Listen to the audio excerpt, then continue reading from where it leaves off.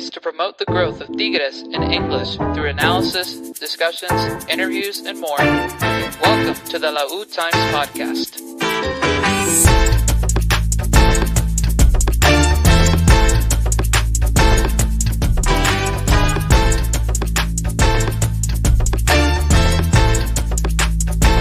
Welcome everybody to another episode of the WChampions podcast. Pretty stoked about today's episode, or tonight's episode, I should say. We got full topics of discussion brought to you by Mr. Edgar, Double O Nation. Welcome aboard, my friend from Arlington. Good evening. Welcome, listeners. Glad to be with you guys as always. It's Clasico Regio week. Absolutely, bro. Got to win one out of these two that are going on, especially the one that we just lost in San Antonio, but looking forward to the one that matters in league play. So let's welcome in the rest of the crew to get on with this discussions and topics we got going on here tonight on the WChampions podcast. Alfred here in the H. What's up, my friend? How's it going, man? We lost the friendly one, but we're going to win the important one. That's what matters. Yeah, bro. Here's where the discussion or the debate of si vale, no vale always comes into play, right? It favors whichever one wants to talk about it at the time. So good to have you, ready to hear your takes and hear a little bit about your experience at the game down in San Antonio. And then lastly, Mr. Dennis. What's up, my friend? How are you? Edgar, look, they finally decided to join us this time. We're not alone. I'm good. You gotta had to carry the team, bro. Yeah, I guess. Yeah. All right, you ready for our unofficial sponsor? All right, let's hear it. Skinny dipped. Oof. Okay, these taste identical to Reese's peanut butter cups. They're just cleaner ingredients. Okay, I gotta ask you, Dennis. You got to get them at Costco, by the way. Dennis, do you work for somebody that hands out samples, or is somebody in your family handing you out samples of different products? What's going on here, man? Bro, what happened is that my mom became a runner. And so we started eating cleaner. And so now I have my eye out for cleaner stuff like this. And I just have the biggest sweet tooth on planet Earth. So I'm like, what can I eat that's full with sugar, but not full of crazy amounts of crap? And this is one of the things. So nice. And here I am. Prior to starting the episode, I had a Gloria to kick off the sugar rush. You would. I love those Glorias, bro. Those Sevillanas, but I get the Linares one just because it's close to my grandma's ranch. Bro, I say all that, and when I go to Monterrey next week, I'm trying to find a whole pack of canelitas, bro. Yeah. Because I'd be eating those on the regular when I'm down there. Bro, you should get Costco to sponsor us. I mean, so much product you bring from there. That'd be great, honestly. We Costco, we can turn into the Costco dudes that show up on TikTok. That'd be amazing. And except not as cringe as them, please. Yeah, and bring the boom to the La Times podcast. La Boom? Let's just call it that, the La Boom. Yeah. Edgar, you created an awesome outline per usual. What we got going on to kick us off? All right, so before we get into the main topic, let's recap what's going on with Las Amazonas. Ofensiva too far? Amazonas versus Querétaro. Friday night, Las Amazonas hosted Club Querétaro at the Volcán for match day number 15. We expressed that this was a mandatory victory after a poor performance against Club América Femenil, and somehow we got 3 points with still a poor performance. The first 45 saw a very offensive Amazonas side, with all of their goals being scored in the first half, but Querétaro taking advantage of every opportunity they could find. The score at the half was an impressive 5-2, but with the score at the final whistle being 5-3. Goals for Las Amazonas were brought to you by Ana Diaz with 2, Greta Espinosa, Ovalle, and Aligol. What a match. We went live at the half during that match just to touch up what was going on. Impressive start, 5-1. I jinxed it, turned to 5-2 at the half.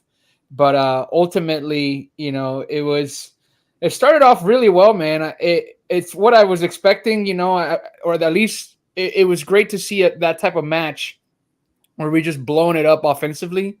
And then defensively, we weren't able to really be concise and, tight in the back like we usually are, defending spaces very well. And want to start there. Impressions. Alfred, why don't you lead us off? Well, I just think that offensively speaking, it was an okay match. And I say okay because the first half was good, but you need to carry on that momentum into a second half. How can you end the first half 5-2 and then end the game 5-3? It just doesn't make sense. So something happened at the half that obviously the team kind of let their guard down or just slowed down a bit. Maybe they thought, hey, this game is taken care of, and that's not the mentality that we need to have. I mean, these girls used to be hungry. They used to be the type that they would go for more. If we had 4 goals, they go for 5. If we had 5 goals, they could go for 6. And I kind of didn't see that this time around. And defensively speaking, a lot better could have been done. Querétaro is not the type of team that we should be receiving 3 goals from. And I think sometime in the week, somebody had mentioned or tweeted that, hey, we've only received 1 goal, or nobody has scored more than 1 goal on us. And then boom, there comes Querétaro and scores 3.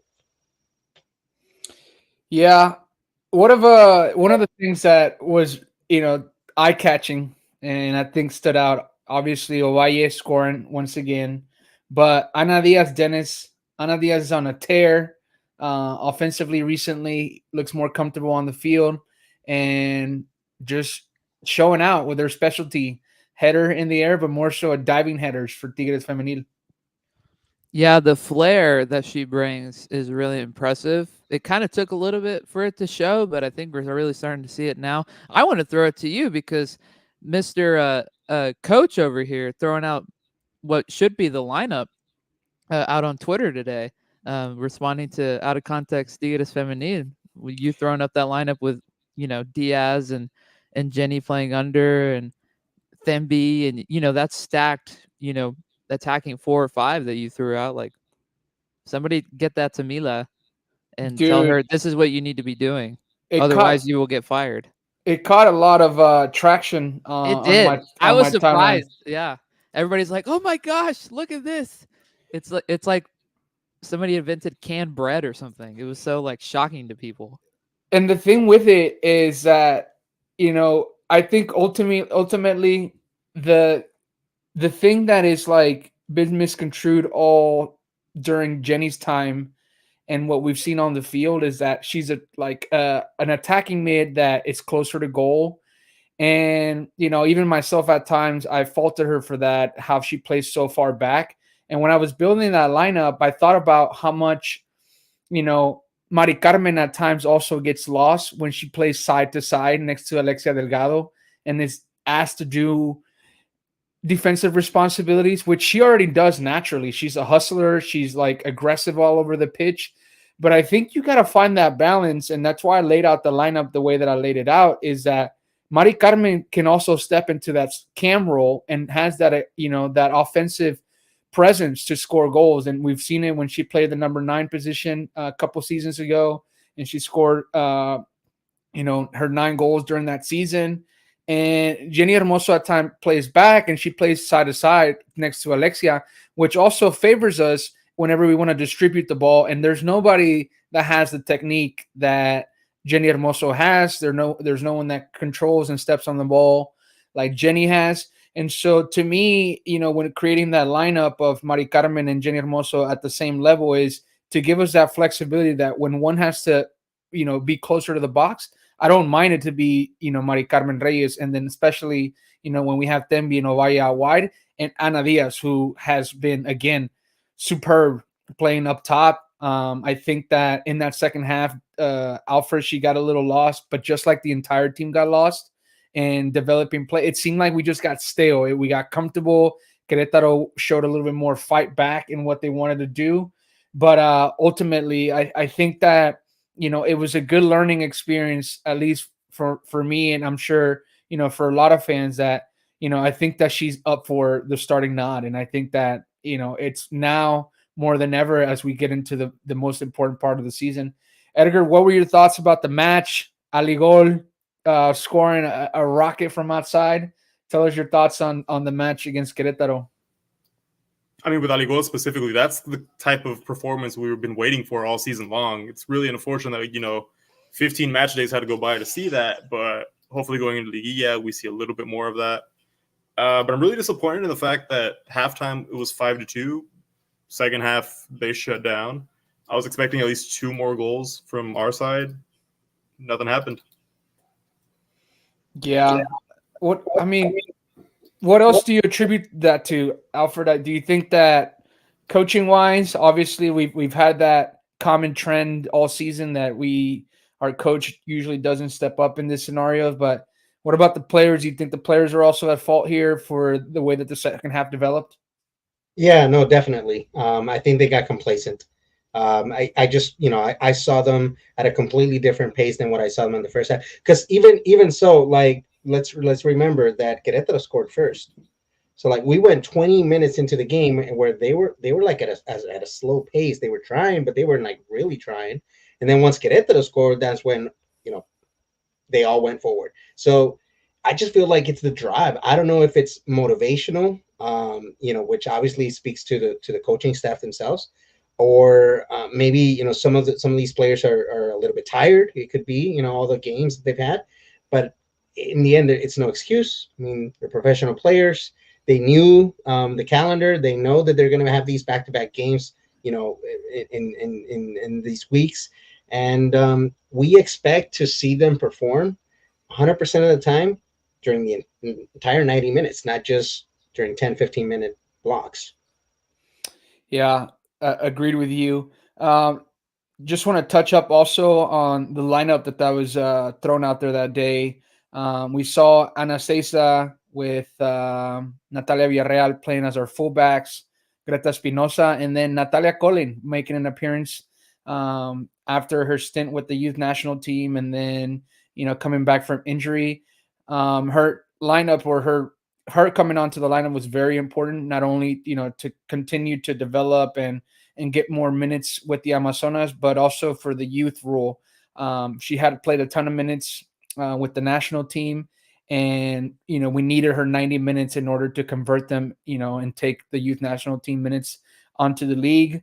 And I think with her playing, as well as Daily Ramirez, who came on in the second half, and Mane, I can't think of her last name. Gonzalez. Okay. She came on also in the second half, which she rarely touched the ball. Like, she was playing out left as a left winger. We've seen her at the right back spot, but she's more of a right winger from what the scouting report of Mr. Lou Popovich. And ultimately, we got through the rule with these players being included in the lineup, and we have nothing to worry about.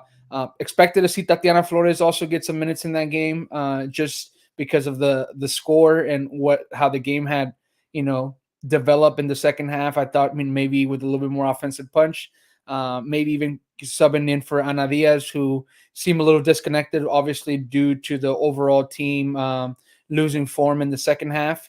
But it didn't happen. But like I said, the other young players came on. We saw also Belen Cruz, Alison, who we talked about, scoring a goal, Ana Diaz. The midfield, Nayeli Rangel, also getting some minutes in that match, being the captain. So ultimately, it was a rotational game where Mila was able to distribute some minutes to other players to either give rest and allow the rest of the team to get their legs under them as we get into Liguilla mode with 2 games left in the season. Anybody that you would have wished to see that didn't come on in that game, or anything differently about how that game went with lineup rotations? We good? Cool. We got any comments from the crowd? Just our guy Edgar saying that you're a better coach than Mila, which I think all 4 of us are better coaches than Mila at this point. So, dude, I love the tactical aspect of it. I don't know, when I coach high school soccer, we really formed a great tandem with the coaches that we had. I was a JV coach, so one of the head coach he played college ball, and so he had like the drills down. He had like everything as far as like teaching them, but tactics was just and understanding player skill was something that like I really enjoyed, and so I focused a lot on developing skill with the lower level kids. And so for me, just, identifying, and that's why it's tough to watch Tigres, man, because you have the love as a fan, but also like, you have the love, like, that you want to coach, or, a lot of people that watch them also have coaching experience. And so you come up with all these lineups, but you're not in the day-to-day to see all these players. So ultimately, I think 50% of us would probably do a better job than Milan's doing right now, but the rest probably wouldn't. It would be more of just a fanatism and passion speaking. But something's got to change, man. I think that, America Femenil is rolling. Obviously, we took a loss against them, which, we talked about it briefly in that live space, and I'm sure you guys also discussed it when you recorded last week. Well, at least not as bad as Pachuca. Yeah, and that's rough, bro. 5-0 to the. I mean, that ended up helping us, because now, from what it looks like, we have what differential. Do we? Let's see. I mean, I believe you. I just want to double check the standings. Yeah, we're in first place. Oh, why does it give me the? It gives me the Champions standings. So I'm looking at it. We have it's 15 matches played. Yeah. We have 12 wins versus 11 from Pachuca.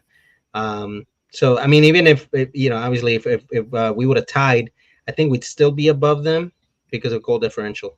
Right. So, yep. We got 8 goals against us, 38 scored. They got 39 scored and 12 against them. There's 2 matches left, and we're up 2 points. How important is it to finish first place in this tournament? I mean, do we feel like we really need it, or do we don't really feel like home field advantage is a positive going into this liguilla? I don't know if it really matters. Yeah, to be honest. Especially with the shaky.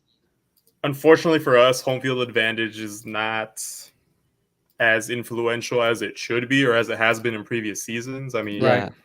Last fall it was, but not now. Yeah. Dude, it's crazy, bro. The top 4 standings, you got Tigres with 38, Pachuca 36, Monterrey 36, America 34. And then after that, it's Guadalajara with 27. So the top 4 is going to be those teams. And I don't think we face any of them remaining. We've already played Pachuca, Monterrey, and America. And I think Monterrey already faced America. America faced Pachuca. I don't know if Pachuca and Monterrey would face each other in the last 2 games of the season. But ultimately, I think that's going to be the top 4. So it's just a matter of who you want to play. But here's also the tricky thing. 5 is Guadalajara with 27 points. You got Juarez with 26 points. Pumas with 26 points. Tijuana with 24 points. Atlas and Querétaro with 22. And then Toluca followed with 20. So it can be really anybody. It's just a matter of like who you want to face. But I think that, for the sake of, if we do make the final, we want to obviously keep the number 1 spot. But that would probably mean that if Pachuca wins out, Monterrey wins out, and America wins out, and we win out, we would probably face America in the semis as opposed to the final. Just want to make a small correction. We do face Pachuca in November 3rd. Okay, so we play them. Is that the last game of the season? I believe so. Yeah, because we got Juarez and then we got Pachuca. So that's a big game. That just that's a big game. Wow. As long as we tie to them, we'll stay above them. But Rayados could ultimately go above us if we don't win that game. Dang. Are we home or are we away? We are at home against Pachuca. We're away against Juarez, then at home against Pachuca. And then Monterrey, they're going to Chivas, to Guadalajara. And then, they receive Guadalajara and then they go to Tijuana. So they got pretty winnable games. What about America? America, San Luis, and then America Atlas. Winnable as well. Yep. Wow. I mean, well. honestly, the Juarez game is going to be a tough game as well for us. She's going to throw that game too. You know it. Man, don't say that, bro. And then you got Liliana Mercado also. Bro, yeah, she's going to turn into freaking Aitana Bonmatí in that game. You know bro, and you look out for any free kick that she gets a chance to score on us. Yeah, bro. It's gonna be wild. Yikes! I mean, heck of a I still have finish. love for her, man. Heck of a finish. I think that it's going to be really interesting the way that this plays out. Very easily, the top 4 can change, and then 5 through 11 can change easily. It would be really cool if they did what they used to do back in the early 2000s with the men's, where they had like the last, jornada, and everybody played at the same time. That'd be really Yeah, cool. like how every other league in the world does it. Bro, I would love to see that on the men's side again. I mean, obviously Yeah. the women's as well, but that They don't do it anymore because of TV. Obviously, they want to have spread out the game so they have more ratings, more viewers or whatever. But I always wondered how much of the ratings actually influence now that the Liga MX it doesn't really produce the product that it used to. Well, I think at least in TV, it's probably higher than it is in the stands. So right, yeah, because ain't nobody going to the games if it's not Monterrey. They're watching at home. Yeah, dude, exactly. That would be such a great thing to do again. I mean, there was no way, and then you would see the ticker constantly change the standings. Yeah, they would change the standings live every time there's a goal scored. Yeah, that's the best. That's awesome. Edgar saying Juarez always going all out on us, no matter the year. That's true. Yeah, it has a point. Quick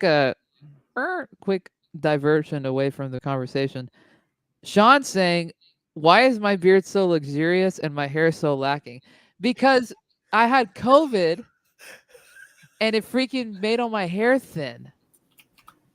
Wow. So, yeah, that's why. Because I have pretty thick hair, like 3-4 years ago, and then I got COVID, and it just. You know what's weird? Like you're the youngest out of all of us, bro. And look. I know, and nobody's bald in my family, so.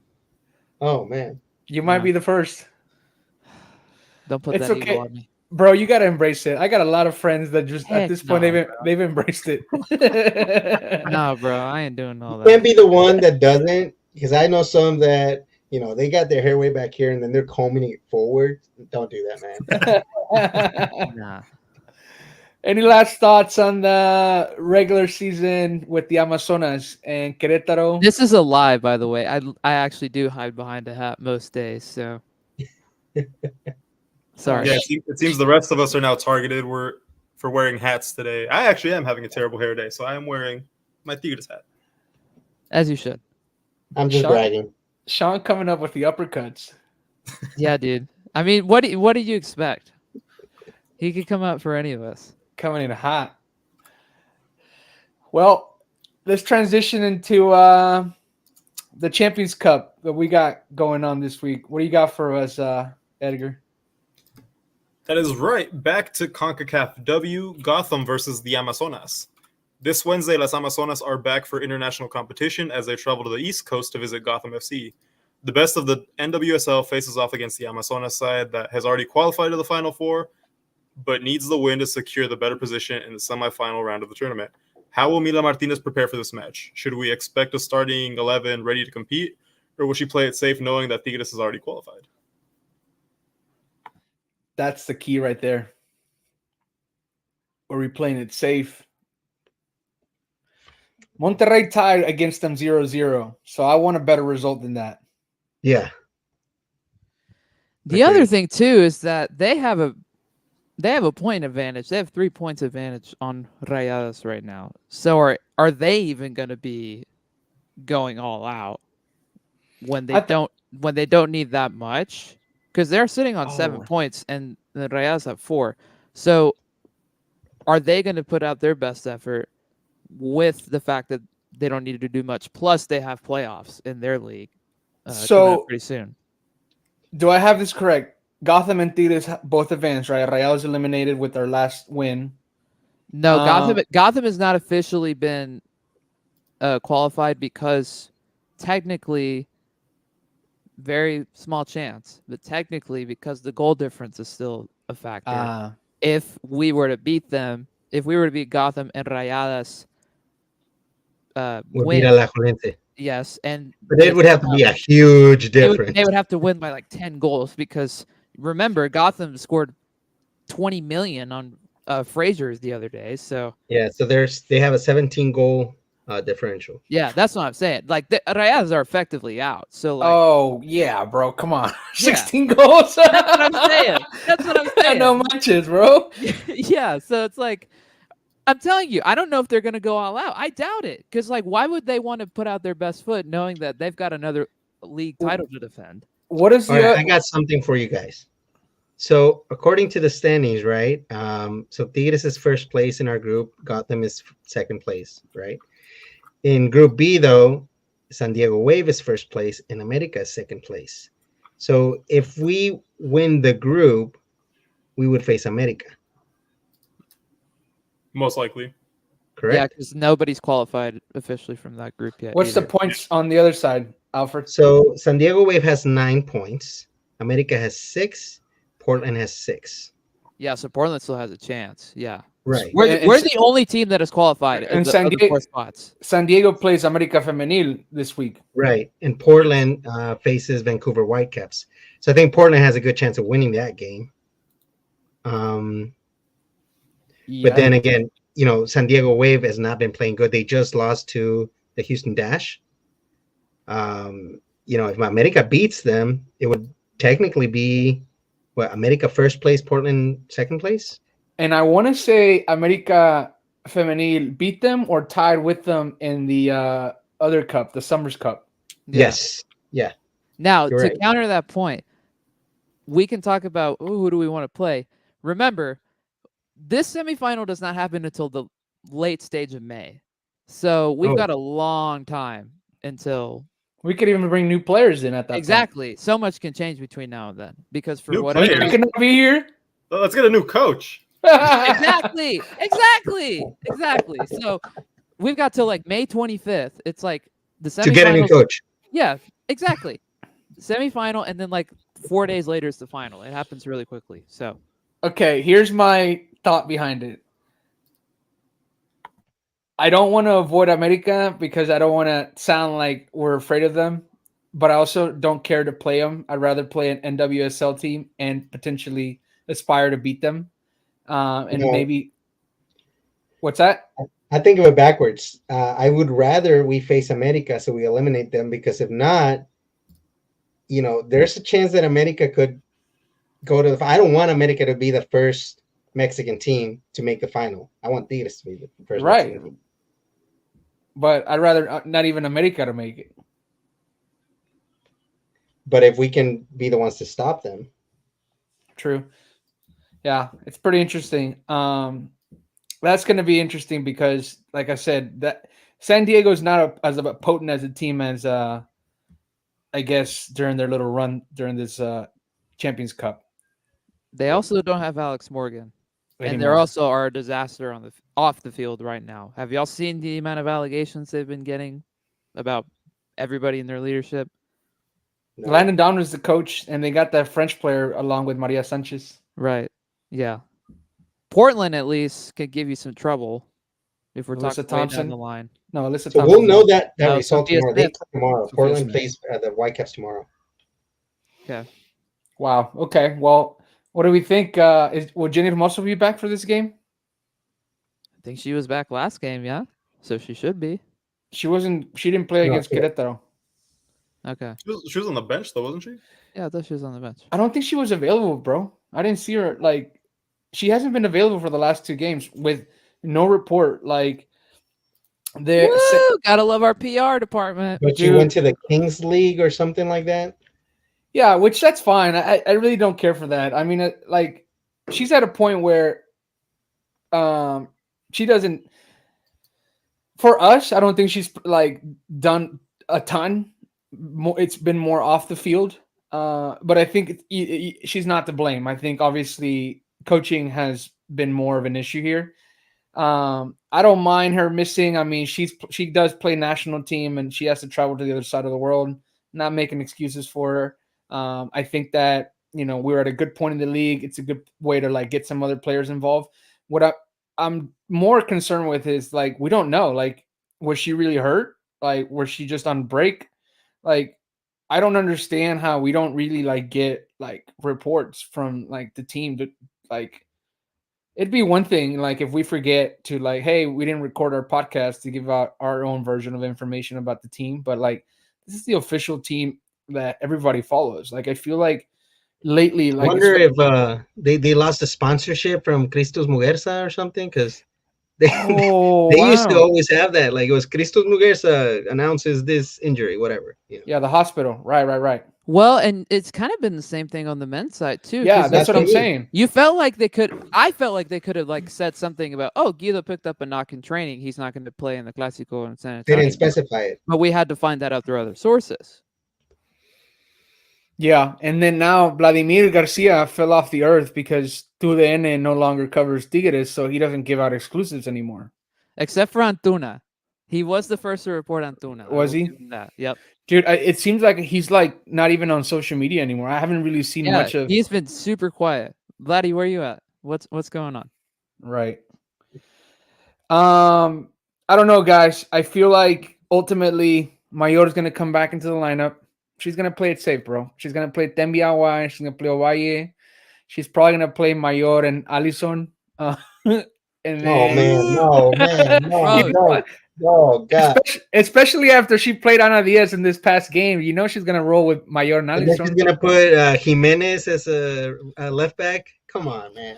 No. I think she's gonna go with Anika and Ana Seiza, and then Greta and Ferral. I think that's she'd be really like putting a crutch on if she doesn't go with that back line moving forward, unless it's a match that it's up for a rotation. Maybe the Juarez game might be more of a rotation game, but I think she plays it safe in her world. Did you guys see that Nacesa, though? She's been called up to the Portuguese team. Do we know when she has to go? That's a good question. I don't know, to be honest. Edgar, do you know? I think that break or call-up starts next week. She should be available for sure Wednesday, and I believe she's good for this upcoming league match. Okay. Well, that's good. Yeah, I wouldn't be a really good source of information for that. But a quick Google search could help us out. Google.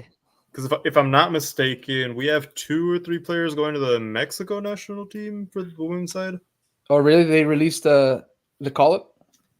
I feel like I skimmed through it, but I also don't know if that was the Well, even if first. they didn't release it, we know there's 3 or 4 players in our I saw the young kids, like the U17. There was a U17 and a U20. I don't know. I don't recall if I saw the U20 or the first team. Okay. Let's see. For those listening in, throw in your hellos while we do this quick Google search of Portugal, because Ana Seiza is important. Very. Ana I'm Seiza. I'm on the UEFA website. I'm gonna say, and I tweeted it before. I think that her, along with Joaquin, are the 2 best signings we had on men's and women's this season. I mean, Ana Diaz is good too, but Ana Seiza is just unbelievable. That's a weird way to say Profe Ortega, but sure. That's good, Dennis. That was good. Yeah, I would agree. And the cool thing about it, bro, is that they're both young. I think Ana Seiza is like 23 years old, and Ana Diaz is probably around the same age.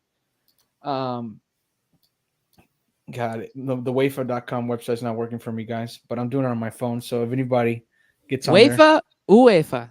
UEFA. There you go. Okay, so they did not. It sounds like you're saying wafer as a British person. All right, mate. Sorry, Edgar. Go ahead. Oh no, you're good. So they didn't release the official call-up for the first team for Mexico, but they are playing on October 26th. Obviously, Ovalle is expected to be there, and a couple others. So it looks like the international women's break is from October 21st through the 30th. So that gives us an idea. So she might not even be available for the Juarez game. She's probably leaving. And we play Juarez on Sunday or 20th. Monday? On the 20th. Yeah. Maybe, she'll play. And then fly out right after the game? Yeah. I don't think so. That's what Jenny does. Yeah. Yeah. That's what all the guys do. Well, let's hope so. Okay, so we got her at least for the Champions Cup. So okay, we're good. We answered that question. Yeah, I think she plays the safe guys, and I don't think she does too many changes outside her traditional lineup. And we know the traditional lineup, which four in the back: Greta, Ferral, Anika, Seiza, Ceci Santiago, Alexia Delgado, Mari Carmen Reyes, Tembi, Ovalle, Mayor, and then Alison most likely. Park the bus. I mean, sure. Just need a point. I don't even think that we played like very offensive soccer against the good teams regardless. So this is going to be a good team. So I think But if we're going to play the counter, I mean, are Mayor and Aligol our best options for counter play? I don't know if we're going to even play the counter, bro. Like, I think we're like, if Gotham comes out, you know, the way that they've been playing all season, they're going to be more physical, faster than us. So I think you're going to have to be defending most of the game. I don't expect the Kansas City game redo, but I expect similar play at times. And they stomped us. Like Mayor was playing like stopper. So we'll leave that into the predictions before we move on to the games. What do we think about the match prediction? What are we calling? What's the score on this game?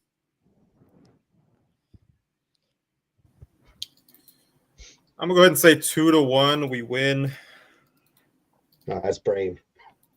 Wow.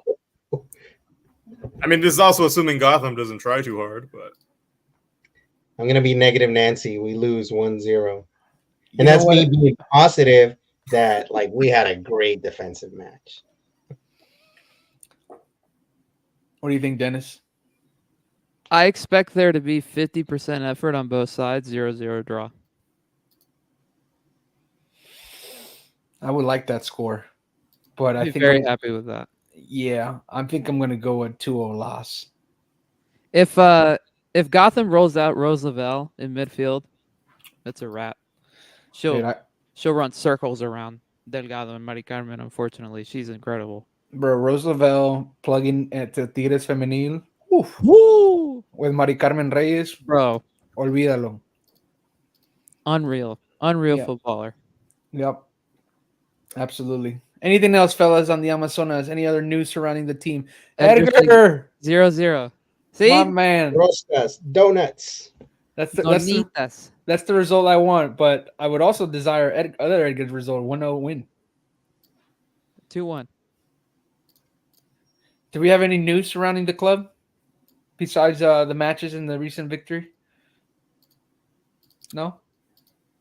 Not that I've seen. Mila's still employed. Right. Ugh. All right. Moving on, Edgar. What you got for us? All right. For the main event, Clasico Regio recap and preview, as we've got another one coming up. The passion of the Clasico Regio crossed borders last weekend with Tigres and Rayados facing off in San Antonio Saturday evening. Despite absences and a more important Clasico on the horizon, Paunovic put out a pretty solid starting 11 for the match. What should have been an easy night to secure the bragging rights turned into a lesson learned as Tigres lost the 1-0 lead due to 2 defensive mistakes and gave the match away to Rayados. The final score was 2-1 at the Alamodome. Okay. Let's start with what do we think about the back-to-back Clásicos, and then we'll dive with Alfred's experience as he was at the game in San Antonio. What do we think of the back-to-back? So I'm not a fan of it at all. I mean, Dennis and I last week were kind of discussing how this game really didn't need to take place. Paunovic honestly should have just not played a lot of our good players. He should have thrown this match, but obviously that doesn't happen when you've got promoters behind you and the intent is good to try to bring the Clasico, the passion of the Clasico to the fans in the U.S. I'm behind that. Just don't do it 7 days before you have a really important game coming up. It just sucks because, like, obviously the friendly one was a scheduled way before the actual league. And I feel like the league could have done something about that, especially, like, when they were drawing out the calendar. And it's like, okay, like, this is already scheduled. But maybe, no, it was definitely scheduled before the league season came out. So I don't know. I feel like we got screwed there by the league a little bit, and it doesn't really help with the idea or the target goal of what Tigres and Rayados in this case also want to do with their brand. Well, and the promoters definitely had their hand in the festivities. I mean, look at what Nahuel said after the game about stoppage time, about how rigged that was. Yeah. So they might have had a hand in also what players to bring and make sure that they had minutes. So Yeah. 21,000 people at the stadium. Alfred, what was the experience like? Talk to us a little bit about your personal experience as well as some of the match reactions and thoughts. okay. Well, first of all, we'll say that I agree with y'all. About the back to back, it was not ideal, but post game experience, I'm gonna say it actually helped out for the upcoming Clasico because it kind of feels like we got like a little prequel to it, like a little we just got a taste of it because all in all the players gave it their all. I as far as attitude wise, as far as it felt like a regular league Clasico because they were trying to win. um Not necessarily because of the mistakes. We can go back and analyze individual mistakes, collective mistakes and whatnot.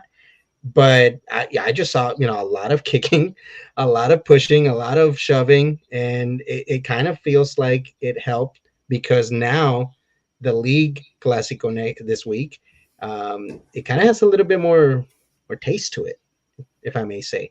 And as far as like the environment, what can I say? We showed up. Tigres fans showed up. We were definitely majority.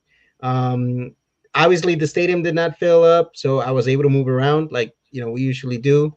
And I got to sit on one side, on the side where we saw Nico's goal, which was on the side where the Adicción was at. So I kind of heard them a bit, during that time.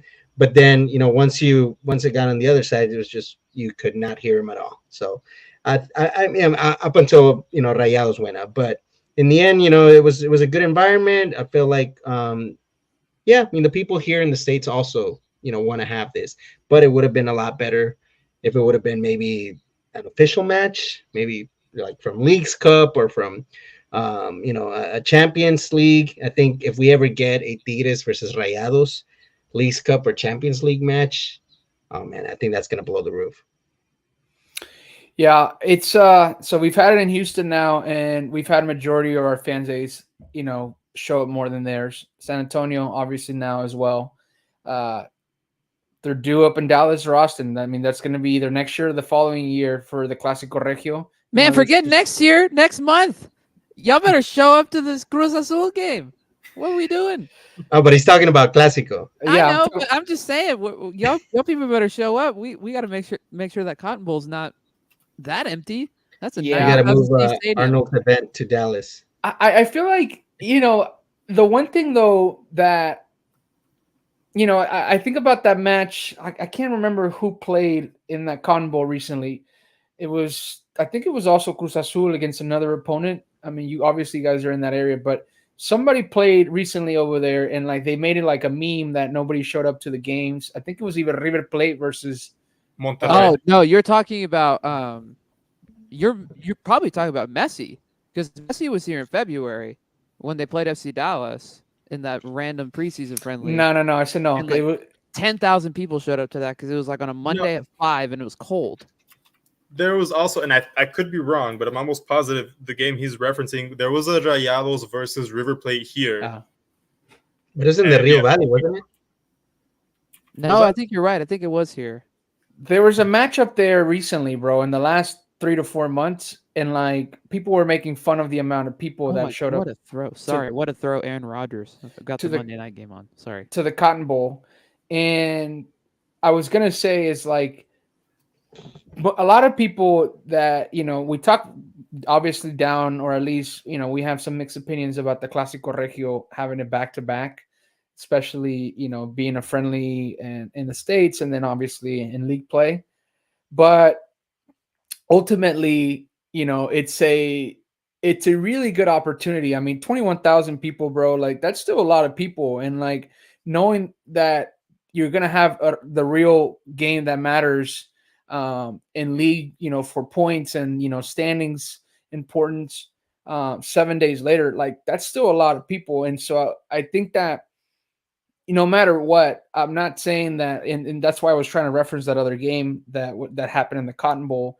Is that I think no matter what, I think you can get at least 10,000 people, Tigres fans anywhere in Texas to attend the games. I think that that Leagues Cup games that we had against Puebla, and then obviously having that NRG against a team that you were expecting to see Messi, people probably favor that match. But I mean, we still had a good amount of people at that Tigres Puebla game. There was about 11,000 people, if I'm not mistaken. And so, but it was a Tuesday, right? And like, it's more difficult. It was a Wednesday night. Wednesday, sorry. So during the week, so much more difficult to attend versus a weekend game. So I think that, moving forward, I think no matter the city, I think we're going to, for the most part, do well in attendance in the Clasico. And as long as they don't really face each other in Liguilla or, play back to back again like it happened this time around in San Antonio, I think no matter what, it's still going to draw a good amount of crowd because, think about all the people that are not able to go back to Mexico that, can't get that experience anymore or haven't gotten the experience for a long time. It's still a really cool experience to see your rivals. And then, Alfred mentioned it, like the promotional aspect and the promoters having a say in quite a bit of the match, right? Dennis brings up the 2 minutes aggregate time or additional time, and then the promoters also having a say on who plays and who actually comes to these games. Like we saw Noel, we saw Carioca, we saw Aquino, we saw Andre Pierre.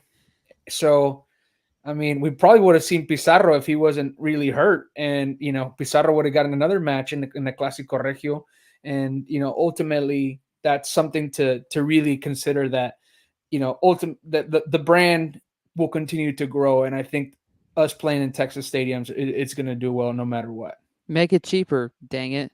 That's Maybe another that thing. help too. That's another thing. Alfred, I mean, if I didn't gift you those tickets, like you weren't really planning on going. And I had the same thought. No. But it's the same thing. I mean, it's because it was a friendly match. Yeah. Like if it would have been a Leagues Cup or a Champions, match against Rayados, no matter where in the States I would have gone. Yeah. And I think tickets were going for like $60-something, $65. It's too expensive for friendly. No. That's steep, bro. Like it's too expensive. It's the same thing for this Dallas match next month. Edgar and I were talking about it on Friday when the tickets came out. The cheapest one you can get is $55, and it's like two little tiny GA sections in like the upper bowl of the Cotton Bowl in the corner. Yeah, but that's the thing. Like these promoters know that Tigres will show out, and then like think about everything that the club does, right? Like whenever the club throws out these, I want to say dinamicas, but that's not the correct word. What am I trying to say in English here, guys? When when the team throws out like a way to get people engaged to do like games or I can't think of the word. Anyways, incentives or whatever things to get the fans involved. They do these like recently for the meet and greet. They did they did the little memory card game for the game here against Puebla, and the meet and greet for the Miami game. They did a questionnaire about Joaquim and its little history.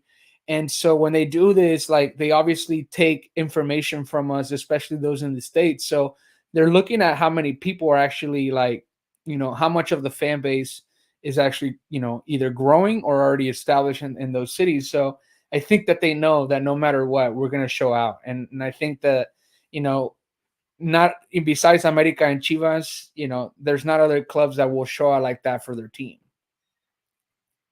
So any other things that you want to share about the game? I know you were a little TikTok famous for a little bit there, Alfred. Oh yeah. Well, I didn't even know the guy, but shout out to him. No, yeah. I mean, it was just a TikTok guy that apparently, and we were actually in his seats because I moved around. I wasn't in my actual seats. We were in his seats, and then he brought it like a security or whatever. And he's like, "Oh, those are my seats." I'm like, "Oh, okay, we'll move it." He's like, "Oh, but it's just us two, but the other two guys haven't showed up, so y'all can stay there, and if they don't show up, you don't move." All right, that's cool. I didn't even know like the whole time. And then after halftime, like everybody starts taking pictures with it. I'm like, what the hell? But yeah, it was cool. Yeah. Let's talk about the lineup and what Paunovic brought out to this Clásico Regio. Nahuel Guzman, who now gets another game, 32 games, Clásico Regios with that start. Were we surprised? Giveaways, incentives, promotion. Edgar, here we go. Thank you for clarity there. Were we surprised that Felipe Rodriguez didn't start? A little Yes. bit. I'm surprised Nahuel was even on the plane, much less on the field. Did we really like want Nahuel to take off this game, or like were we like okay with like him getting the start? Well, I mean, because of the position, it's not like he's at much risk of getting injured. So I'm fine with it. And also, he hasn't played a ton recently either. So, what if Tapia and Fierro wouldn't have gone to the youth team? Would we have wanted to see Tapia? For sure. Definitely. Yeah, absolutely. It would have been a must start. Yeah, I get that. I get that's why he probably started. I think Felipe is nowhere near going to get any minutes, either due to a Nahuel injury or red card, because that's a possibility as we head into the ending part of the season. Not so much the injury part, but the red card part.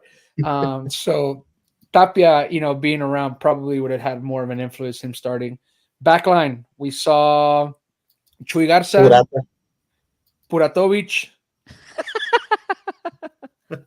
Diego Reyes, and Osvaldo Rodriguez. What do we think about that back line? Well, Usby was fine, surprisingly. Maybe he could actually do that in a real game. That'd be great. He had the best cross of our season. Yeah, that's what I'm saying. That's what I'm saying. And he learned that playing in the U23 a couple weeks ago. They taught him that. No, he learned that from O'Ray as Quiñones' parting gift. Oh my God. he made an appearance. We can't stop it. Take a shot, somebody. So happy with Osvaldo Rodriguez performance up close. Alfred, thoughts on Osvaldo Rodriguez in that back line? No, I was waiting for this topic. I mean, obviously, everybody's hyped up because he did have an excellent cross. It was the best assist that we've had all season. But defensively speaking, no, I wasn't happy. I felt like he just kept getting pushed around by Lucas Campos. And I feel like Angulo is not going to let that happen. Do you think he's still not in game form? I mean, he wasn't playing very much at León, and he hasn't really played for us here. I don't know, man. I mean, I just think maybe it also has to do like physically. Like the dude is not big at all. Like he's kind of short. And he doesn't have like a lot of body to him, kind of like Angulo does, because Angulo kind of does look like a little bull, But this guy, he felt like any little body that was thrown at him, and he was on the ground. He's a lightweight. He's a lightweight. Just say it. Lightweight. What about Dennis, Edgar? Thoughts on Chuy Garza getting the starting nod at the right back and the rest of the back line? Obviously, Diego Reyes we can skip over because I think that's a natural substitution there. He's not the traditional starter, in league play, but you give him the minutes to can make sure he's still in form, because if an injury does happen to Joaquim, or in this case Pizarro, who we saw in last game in league, Diego Reyes is able to step up. But more specifically, guys, Puratovic and Chuy Garza. Purata was Purata. I mean, do you expect anything out of him? No. Chewy, he's fine. I wasn't that impressed. Honestly, the whole back line, I was kind of like, kind of lackluster in some ways. I saw somewhere today that in that first goal, how it came off the post. It was a header and then came off the post, and Lucas Campos just Yeah. So I guess whoever did the header was right on Purata, right above Purata. So Purata's the one that lost the coverage there. He that dude cannot jump to save his life. I remember watching Pello Maldonado's live this past week, and he just basically he was just like he's just a handsome dude. He's like "Está guapo el condenado," and that was it. Hey, not as funny as what he called El what's his Poppy, name? El Poppy. That was so funny. The wheels off. Man, I just like Purata needs to go, bro. Like, and Edgar, you included this in the outline. Like, Samir getting some minutes. Like, I thought that would have been a good game for Samir to get the full start. He came on. He looks leaner and thinner, but he definitely does not look in game form, like at all. Like, and you can tell that with some of his passes, some of even his positioning on the field, and that's just with he's got to play some more. And I think that he's still part of your high wages. Like, he's probably a top 5, top 6 guy in wages for Tigres, and might as well use him, man. And I was excited to that possibility of him and Joaquim, playing. Obviously, I love Pizarro. I love Joaquim, in that back line. But if somehow Samir was in shape and, he's been working as much that he's been, putting on social media, and he was in somewhat decent form, like, I wouldn't be totally opposed to that if we were in a pickle where Carioca's hurt and, Pizarro has to step up, or Pizarro's hurt. Like, not necessarily Diego Reyes, is doing bad or has performed bad, but like, I wasn't totally against that idea. And I think that this was a good game to put it at test. You want to talk salaries for a sec? Capology.com. You cannot see the prices or the numbers on here because you have to have a subscription to them, and it's like an obnoxiously large fee. But you can see like the order of the rankings. Yeah. APG's number 1. Can y'all guess who's number 2? Antuna. It's Antuna. What? Oh, Brunetta is like way down. Like Sebastian makes more than him. And I'll tell you why. I'll tell you why, Alfred. And I don't even know. Nobody has told me this. This is just a wild guess. I am 100% positive that Brunetta gets the sign-on bonus and lower wages. Bro, you got to play a little more FIFA, bro, to like figure out, in order to sign these players, you got to put up more money up front and then like lower their wages. But number 3. Who would like to guess number 3? Oh, man. Lainez. No, Lainez is 4. Number 3. Attacker or defender? Midfielder. Nando. Yeah, Nando. Yeah. Samir is 5. Yeah. I'm not shocked by any of that.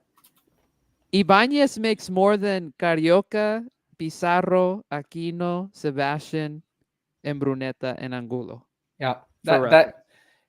Pizarro his wages will be around the same when he gets this new contract extension for a year, but he'll get this a bonus for signing.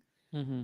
But Antuna, I had seen it when we first everybody threw out this number, right? And more so Rayados fans, that he was worth like $15-20 million. He was worth like $6 million, or at least that transfer fee. It was $6 million with $2 million add-ons. So he got some of the add-ons, and obviously the agent got some. But his wages were high because of what he did at Cruz Azul, winning the scoring title and then national team games. After, when you work that into the contract, like, that all takes play, even though he hasn't been called for the national team recently over the last, since he's arrived at Tigres. But I read something about that, so I knew that he was number 2. After I APG. also assume that there's a pretty considerable gap between APG and Antuna anyway, since APG is like the 3rd or 4th highest paid player in the league behind, what was it? Calambres. I'm not even going to call him by his real name. And then I think another Rayados player, and then somebody from America, if I remember correctly, like Valdez. Or the Greek guy from Cruz Azul. Or yeah, what, Giacomakis? Yeah. Yeah. I lost my train of thought what we were talking about. But where's Nahuel on that list? Nahuel is he is number 7, behind Joaquin. Who makes the least amount of money? It says Ortega. No, meaningful, like 1 through 8. Yeah. Marcelo. Yeah, that surprised me. Rafa Guerrero makes more than Marcelo. Damn. I'd be pissed. Tapia Tercero and Purata make more than Ociel and Felipao. Bro, but the thing is, like, all those guys make good money. Like, Oh yeah. that list, you compare it against, like, 3/4 of the rest of the league, and like they're still higher up than most of the top teams. Osby makes more than Angulo. Like they're like Osby's like right here, and then Angulo's like the next person on the list. That's kind of wild. This is where, like, what the heck is the front office doing, man? Like, what the heck is Gerardo doing, handing out these contracts where he's paying these unknowns so much money? But who though? Because I get where you're going Osvaldo with it. Rodriguez and then the other Rafa Guerrero or whatever. Like, come on. I think it's got to do with like track record, bro. Like, he was a national team player. Like, he's got.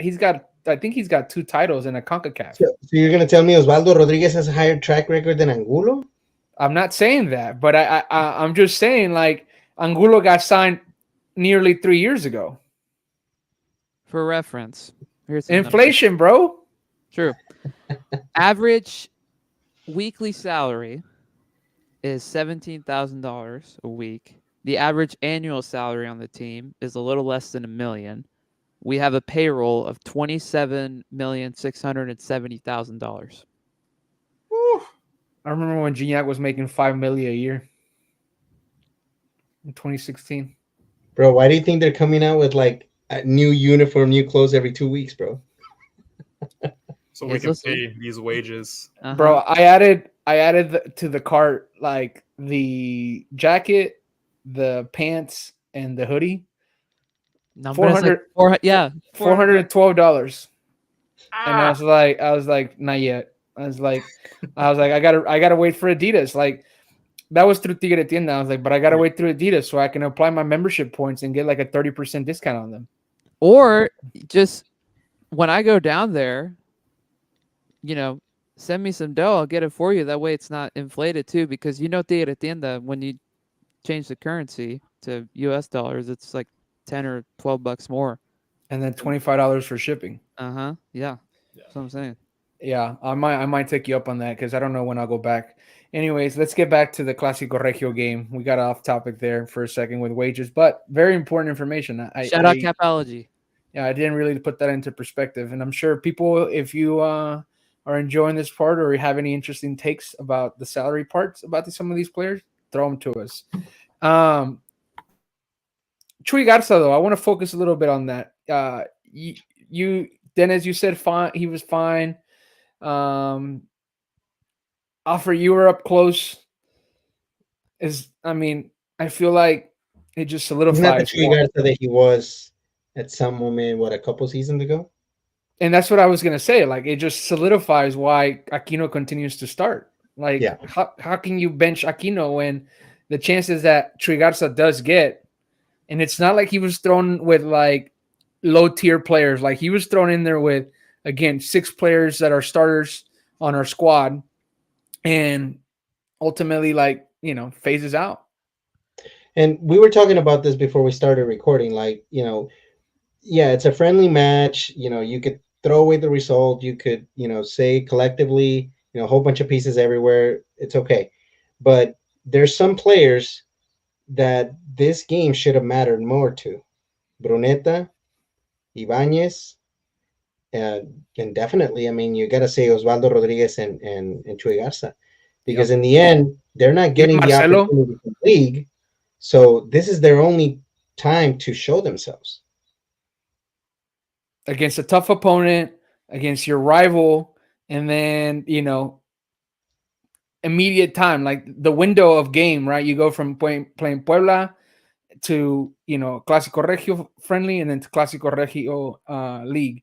So, and with I don't want to say fresh coach, because the guy has been around for 17 games now and still tough to identify what's going on with him. But ultimately, it's a missed opportunity. And then rounding the rest of the squad, you didn't mention Marcelo. I thought that was, out of the players that you mentioned, that's another guy that should have had Well, he's Or proven himself before. And I thought Marcelo had a great yeah, performance. I was gonna say he probably had out of Chuy Garza and Osvaldo, he did have a better. Nico Ibanez scored the goals, so we got to give him some flair there. But I think ultimately we just didn't look good for. I think we looked good a solid 20 minutes out of the 90 minutes that we played, and I think Rayados, at the first half more so, like I thought we looked a lot better. They did have some flashes here and there closer to the ending the half. But ultimately, I think that we were, I slightly the better team in the first half, but I think Monterrey just outplayed us entirely the second half. Where like I was watching the game and I was like, man, like all this hype that we have no identity, we've been slacking offensively, and yet here we're playing a team that is struggling against us in the first half. And so I was taking some positive to that, but then the second half came around and I was like, dang, like they whooped us. Like, and I think that But comes down. I also have a feeling that with Pizarro back, and once you have that back line Yeah, with Aquino, with Pizarro, with Joaquim and Angulo, that it's not going to happen. I actually came out more confident out of this game than I was before going into it. yeah, I can agree with that, but I can't take away the part that I would have loved to see them win the game. Yeah, And The first goal was kind of, it was odd anyway. Like that. I don't expect that to happen again. You know what I mean? but Like that's the thing is there though, Dennis, mistake by Carioca, mistake by Nando on the sure, goals. sure, yeah. I'm saying from the nature of the post. Oh, Like you're right. but at the that's same what I'm time, though, saying. it's better to have those mistakes in the friendly match. I mean, they Exactly. now That's they're yeah. out of the way. Now they're like, hey, this can't happen next week. Right. Yeah, Exactly. for sure. Exactly. My thing about Chewy, real quick, is that I feel bad for him because he was getting in such good rhythm before he got hurt, like before that first League's Cup game. Because you remember that Santos game that he had back in early August, late July. Yeah. It was pretty awesome.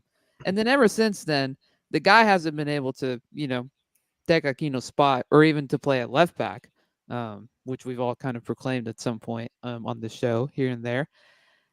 And he's been hurt. So it's like it's hard for him to find rhythm right Yeah. now, so you expect him to struggle. And that's not to give him an excuse, but it's like it's kind of a bummer because he was getting to that point and then whatever happened before Leagues Cup or during Leagues Cup just kind of derailed it. Yeah, combination of unfortunate circumstances and missed opportunities. Exactly. Exactly.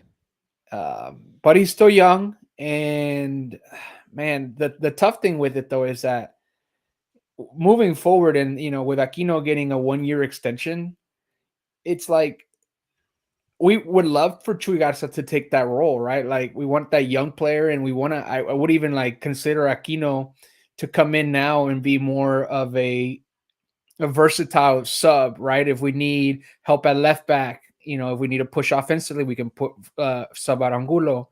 If we need some more offensive punch and Garza's not having a game, we can take out Garza. If somebody's hurt, like this Clasico game where Chuy Garza had to move up to play right wing because Osiel Herrera's with the national team, Cordova's with the national team, Antuna's hurt, and you got Marcelo playing the entire game, you can plug in Aquino. So he becomes this like Dueñas like player where you can plug him in, but as a sub, right? And a role more reserved for him to contribute off the bench. But it's like if Chuy Garza, does not step up and as well as, stays healthy and gets more rhythm, then we're not going to see that truly until Aquino retires. And, Aquino is a true professional and is in shape, majority of the season, doesn't really get most of injury, doesn't get hurt. There's a reason, Peyo coined his nickname El Soldado Aquino, right? Because he's a warrior out there. And, it's just tough, for the long-term future and the short-term that Chuy Garza can't really fully step into that role as the starting right back. So it just sucks, I think. The rest of the lineup, guys, we had Carioca and Big one. Bigon. Bigon, guys. What do we think there? Well, we He know had he's not going to Atlas, so Yeah. there's that. Shout out Peyo. Uh, eh. Yeah, Not that's shout gonna. out to David Molina. And then Nico, Brunetta, and Chicha Sanchez and Marcelo Flores. That was the rest of the lineup of the Clasico friendly game, which we took a 2-1 loss with the Nico Ibanez goal, Osvaldo Rodriguez assist.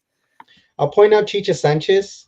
Also, like, come on, dude. Like, if on a friendly match, you're not gonna risk. When are you going to? Because I discussed this. When we saw him come in, for half a game last game, that I did not see the same Chicha Sanchez that we saw when he debuted, and he basically seems scared to make mistakes.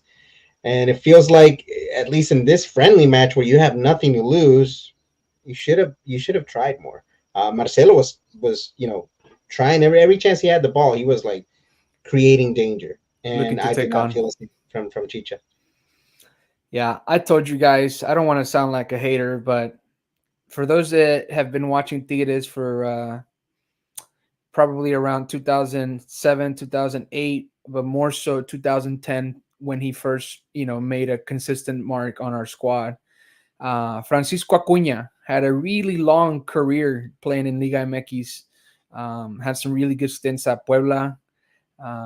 But he came in. Who was the coach? Was it Manuel Lapuente who debuted him, Alfred, in that Clasico? Well, it was a Clasico of the Macallen that La Volpe.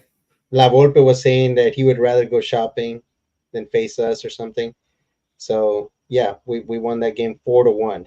4-1. He came in and we won that game because of him. He came in, created a penalty, scored a goal, and He also created the free kick opportunity for Lobos.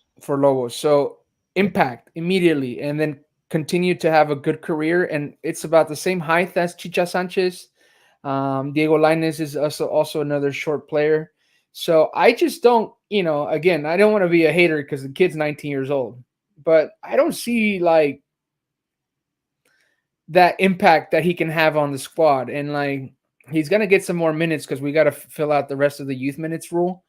But like you said, like he didn't seem like he was willing to take on risk when he was, taking on defenders. And if he did, he held on to the ball too much and he got bumped and he played back. So he still has a lot to develop, but it just seems like he's not like after we get the youth minutes, he's not going to be in the conversation for the wingers positions. I agree. Sorry, I'm getting mesmerized watching a thing on Guignac's story of him putting Purata to the ground in training, scoring a goal. So today, make sure you just share now, that. like 6 minutes ago. Oh, okay. Any last thoughts? Oh, nice. Yeah. So anyway, any last thoughts on the Clasico Regio, guys? Friendly in San Antonio. The broadcast was hilarious. I'll say that. I had a great time listening to. Was it? Whatever was happening there? Yeah. Bayo was just yelling the whole time, as he usually does. Bro, he doesn't stand down from Pollo Ortiz. I love that. Facts, yeah. And when the guy talks about like the America, he's like, for all the Americanistas watching, I was like, bro, nobody's watching that game that's an Americanista fan. He was like, congratulations on your 108th celebration of existence. And Peyo's like, it's not the moment. Nobody cares. And the guy's like, no, it is the moment. And so they had this back and forth, but it's just awkward. Like it's awkward on Pollo Ortiz's part because it's like most people watching are Tigres or Rayados fans. And here's this guy talking about America, which is a team that neither of us really, favor, right? And ultimately it was just awkward exchange. And like I love that Peyo doesn't like, he holds his ground against. Yeah, exactly. Luis Omar Tapia, please come back. Or can we just like shell out like a ton of money to buy out whatever Andres Cantor's making with NBC and all that with Chivas and just have him broadcast our stuff? Because I'd rather have that. Yeah, they got to find somebody else on that Fox Sports in Mexico lineup of broadcaster. Yeah, look, Edgar's saying he made it sound like a to-the-end match at the moment. Yeah, absolutely. Yeah. Guys, we have obviously the Rio Clasico, or the one that matters this weekend. Paunovic obviously, we start having doubts. It's crazy, man, that at the beginning of his tenure, I felt like even if we didn't have like, it just seemed like we got teased, bro, because we've lost that anticipation that we were having at the beginning of the season, that high press, that like quickness to like move the ball, like all that has been gone now. And Lou brought up an interesting point a few weeks ago when we were recording, that he feels like some of the older guys are like, putting that handbrake on and playing at their own pace, which I can see that. And, especially like with a team that has its leaders, have won so much and still have so much influence on the results that we have, offensively and defensively. And so ultimately, I can see how that may be a play into where, Tigres, at times looks like sluggish, doesn't like look like the high motor that we were seeing the first 5-6 matches during Paunovic's tenure. And so I just feel like we just got teased entirely with what he was coming on with. And obviously we talked about like he brought in players that he requested, and here we are, and we're still, struggling with a true identity. Or maybe the identity is just to send as many crosses as possible. But it seems like we're missing, right, on the coaching side as well, on the men's side. So I don't know if you guys have any other opinion to add about Pauno. If not, then we can talk about what we think he's going to line up with against Monterrey in the Clasico Regio at BBVA Stadium. You mean our second home? Correct. I'll just say that Pauno, I mean, there's high stakes on this game, for Pauno. I mean, obviously, we've never been the team to kick out a coach because of a Clásico. Oh, we did. We did, Alfred. You're talking about one time. Yeah. But since then, I mean, it's always been on the other side that's happened, right? Did you say Ferretti? Yeah, Ferretti. I was talking about Siboldi because they happened after the Clasico. No, but it wasn't because of that. No, but I'm saying is, he is kind of in the hot seat. I'm thinking, if there's any time for him to put his work in, it should have been this week. And I hope that, he's got something under his sleeve, for Saturday. And then that they don't play just across us, because we're tired of that. And I don't think that's going to take us very far. Especially with the accuracy of crosses we have gotten from our wingers. It's probably not the best play to, punch and beat up to play in that style. How do we think he's going to line up, Edgar? What's your thoughts about obviously moving from the friendly Clasico to the real Clasico in league now, and movements that he could possibly do? So I think we're going to start with the obvious. Gignac has to be in the starting 11 for this game. I think, getting some of those players back who are on international duty we're going to see that. I would hope for the BCG, but I don't know. Pauno's not wise with his selection there, but I think Cordova makes it back into the starting 11. Hopefully Ociel as well, coming back with a goal with the national team. So who's going to be the other winger? Yeah, that's the hard question right there. Yeah, that's the one we don't know. So Antuna didn't play in the friendly. Apparently he was injured. I wasn't aware. Yeah, nobody would know. Nobody would know. Christos Muguerza, where are you? Another comment, like I said, with the BCG, I would almost want to see Cordova out there and then have Ociel just on the opposite side. That would be my ideal choice. Is it going to happen? So, probably not.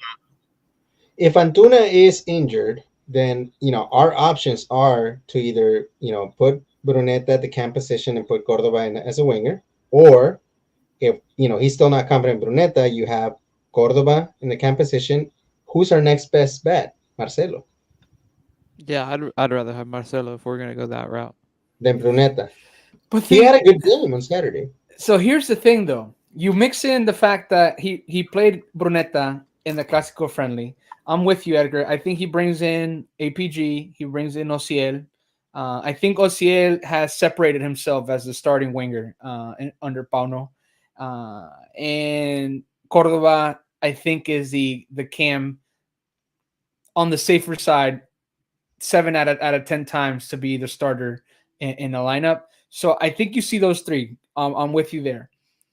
But here's where it's like so interesting because we were look to catch like a pattern here, right? He brought Marcelo off the bench after he started Chicha Sanchez against Puebla, right? Diego Lainez comes in. Marcelo doesn't get any minutes there. Brunetta gets some minutes there. Marcelo starts in the friendly, right, to get some rhythm and whatnot. So the obvious choice is Diego Lainez to be your starter if you're not starting Chicha Sanchez in this magnitude of game.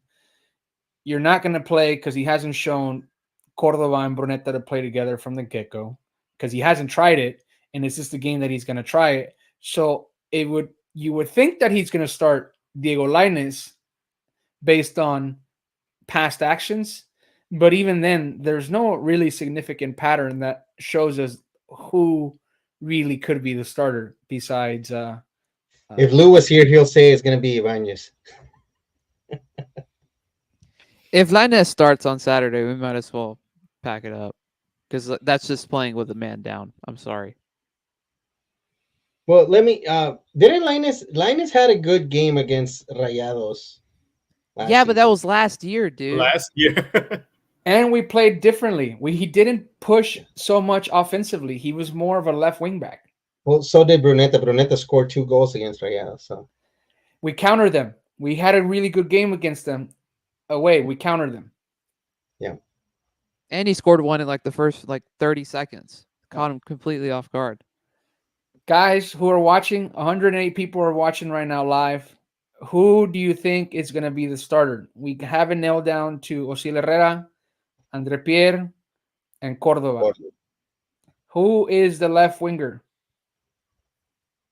Help us out. Let us know.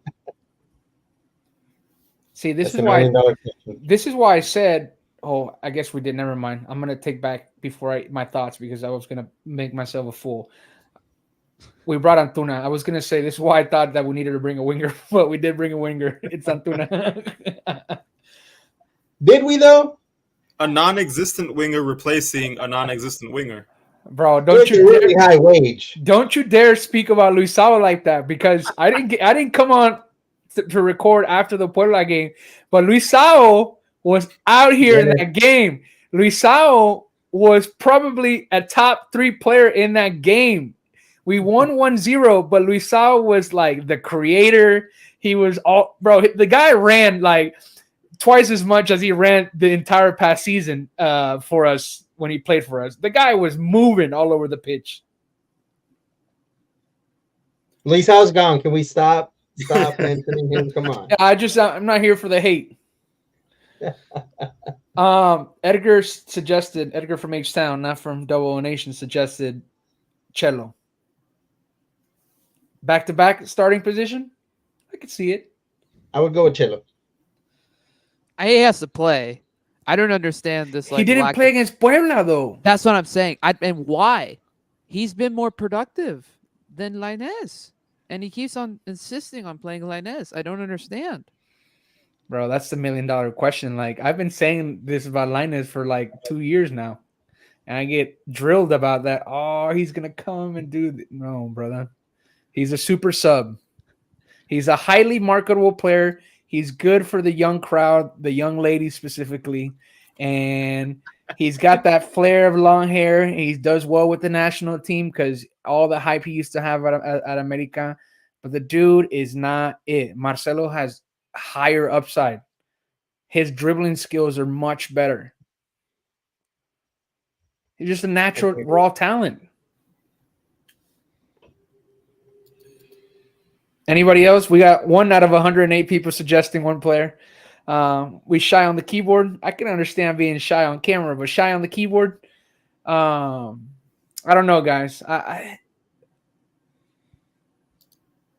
don't know. I hate that we're in this position.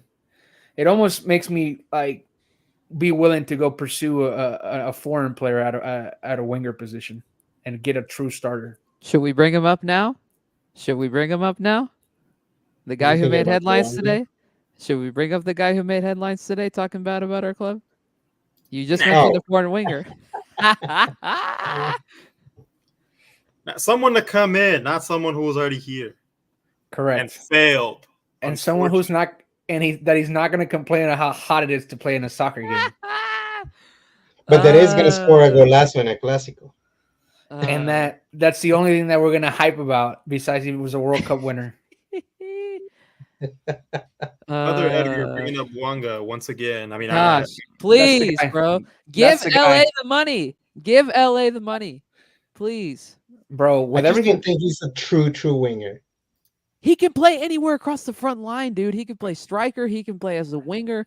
He's fast. He would tear up anybody in our league, bro. I consider him like a better Luis Quiñones, and Luis Quiñones played winger. Not Luis Quiñones, Julian Quiñones. Julian. See? Yeah. Luisao. God, Luisao, yeah, you're in my head too much. He's faster than Julian. Yeah, he's exactly. And he's a much better finisher. Yeah, that's the answer. I don't know what's going to happen, though. They got the French mob in LA going, and Griezmann's up next to come over there. So facts. I don't know if he's going to leave. But Cello seems like we're going to have Edgar speak for the 108 people, and that Cello is going to be the starter at Clasico Regio. Any other changes we expect? We see Angulo coming back. Pizarro still up in the air, especially when. Oh, he's gonna play. You can count on it. He's gonna play. Okay, so Nahuel is gonna start. He'll get his 33rd Clasico as well as APG. So I like that, man. You know, I feel like those type of things, like we take for granted, obviously, because a lot of people don't look at stats like that. But it's really cool that. You know, whether that was a push more on the promoter side or even on the coaching side or even the players like speaking up about it that they want to play. I think it's really cool because these guys have impacted not only our club so much, but just our state so much with the amount of like success that they brought to Nuevo León. And, you know, to surpass all the legendary players that not that they aren't as legendary as these players, but with the game becoming even more global and more marketable with technology and advertised, like it's really cool to like see these guys continue to like raise those numbers and matches played, whether that's overall for our squad, but in this case, the Clasico Regio. And so Gignac and Nahuel are up for their 33rd Clasico Regio coming up. It's a good lead on to the next topic. Yeah. What's the next topic? All right, so transitioning away from the Clasico Regio. Predictions, actually, before we transition. Predictions for the next game. 2-0. We win. At their house. Yes. Shutout. Okay. I agree. I think with Pizarro back and with some of our other players back, it's going to be a 2-0. You know how many matches we've scored more than 2 goals this season? Well, I'm scared now. 3? Yeah, I think I would probably assure 98 to 99% that it's 3 matches. What do you think, Dennis? 3-0. Oh, wow. What? Bro, let's keep it a buck. Rayados haven't been good. Okay, let's keep it a buck. They are not as good as this is probably the worst they've been in years. They have a sorely depleted roster because they're just out on everybody. They have no striker. Bertaram is horrible. We're Crosses FC. Bad Crosses FC. Yeah, but at least we have a striker, right? Yeah. Like, APG's levels above whatever Bertaram is and whatever Brandon Vasquez is. I'm sorry, right? And you're telling me that you're going to rely on Bum, Canales, and Ocampos, who Ocampos has been fine. And I like Ocampos. The corpse of Jesus Corona to do anything? No. And Demichelis is already in the hot seat, or however the heck you pronounce their coach's name. He's already in the hot seat, and he's been on the job for a month and a half. And on the hot seat on multiple 11 playing fields. Dude's going through a Uh-huh. divorce. You can say that again. Yeah, bro. I sound very overconfident, but like, come on, man. We're not playing our best, but come on, man. Yeah. That friendly didn't show me anything that hopeful about them. What do you think, Alfred? Well, yeah, I mean, I agree. Like I said before, I think I'm more confident now. That's why I'm claiming a 2-0. He's going 3-0, which hopefully that'd be a good result. And that goes back to your question. We've actually only had 2 games this season where we've scored more than 2 goals. Oh, that's rough. I'm going one. This would be the third. I'm going 1-0, guys. We're gonna score, then we're gonna suffer. Good portion of the match. I think we score in the first half, and second half we defend, which I think that's our strong suit with our best players on the field. We're a really good defense, and I think that our players typically step up in that stadium, and I think we pull off the victory in the Clasico Regio. Typically, right? But they didn't the last time we were there. That second half in the year was tough. So they do have some amends to make. But see, I feel like we were on the downhill of Siboldi's era. Like we went from he came in, like fired them up to the championship.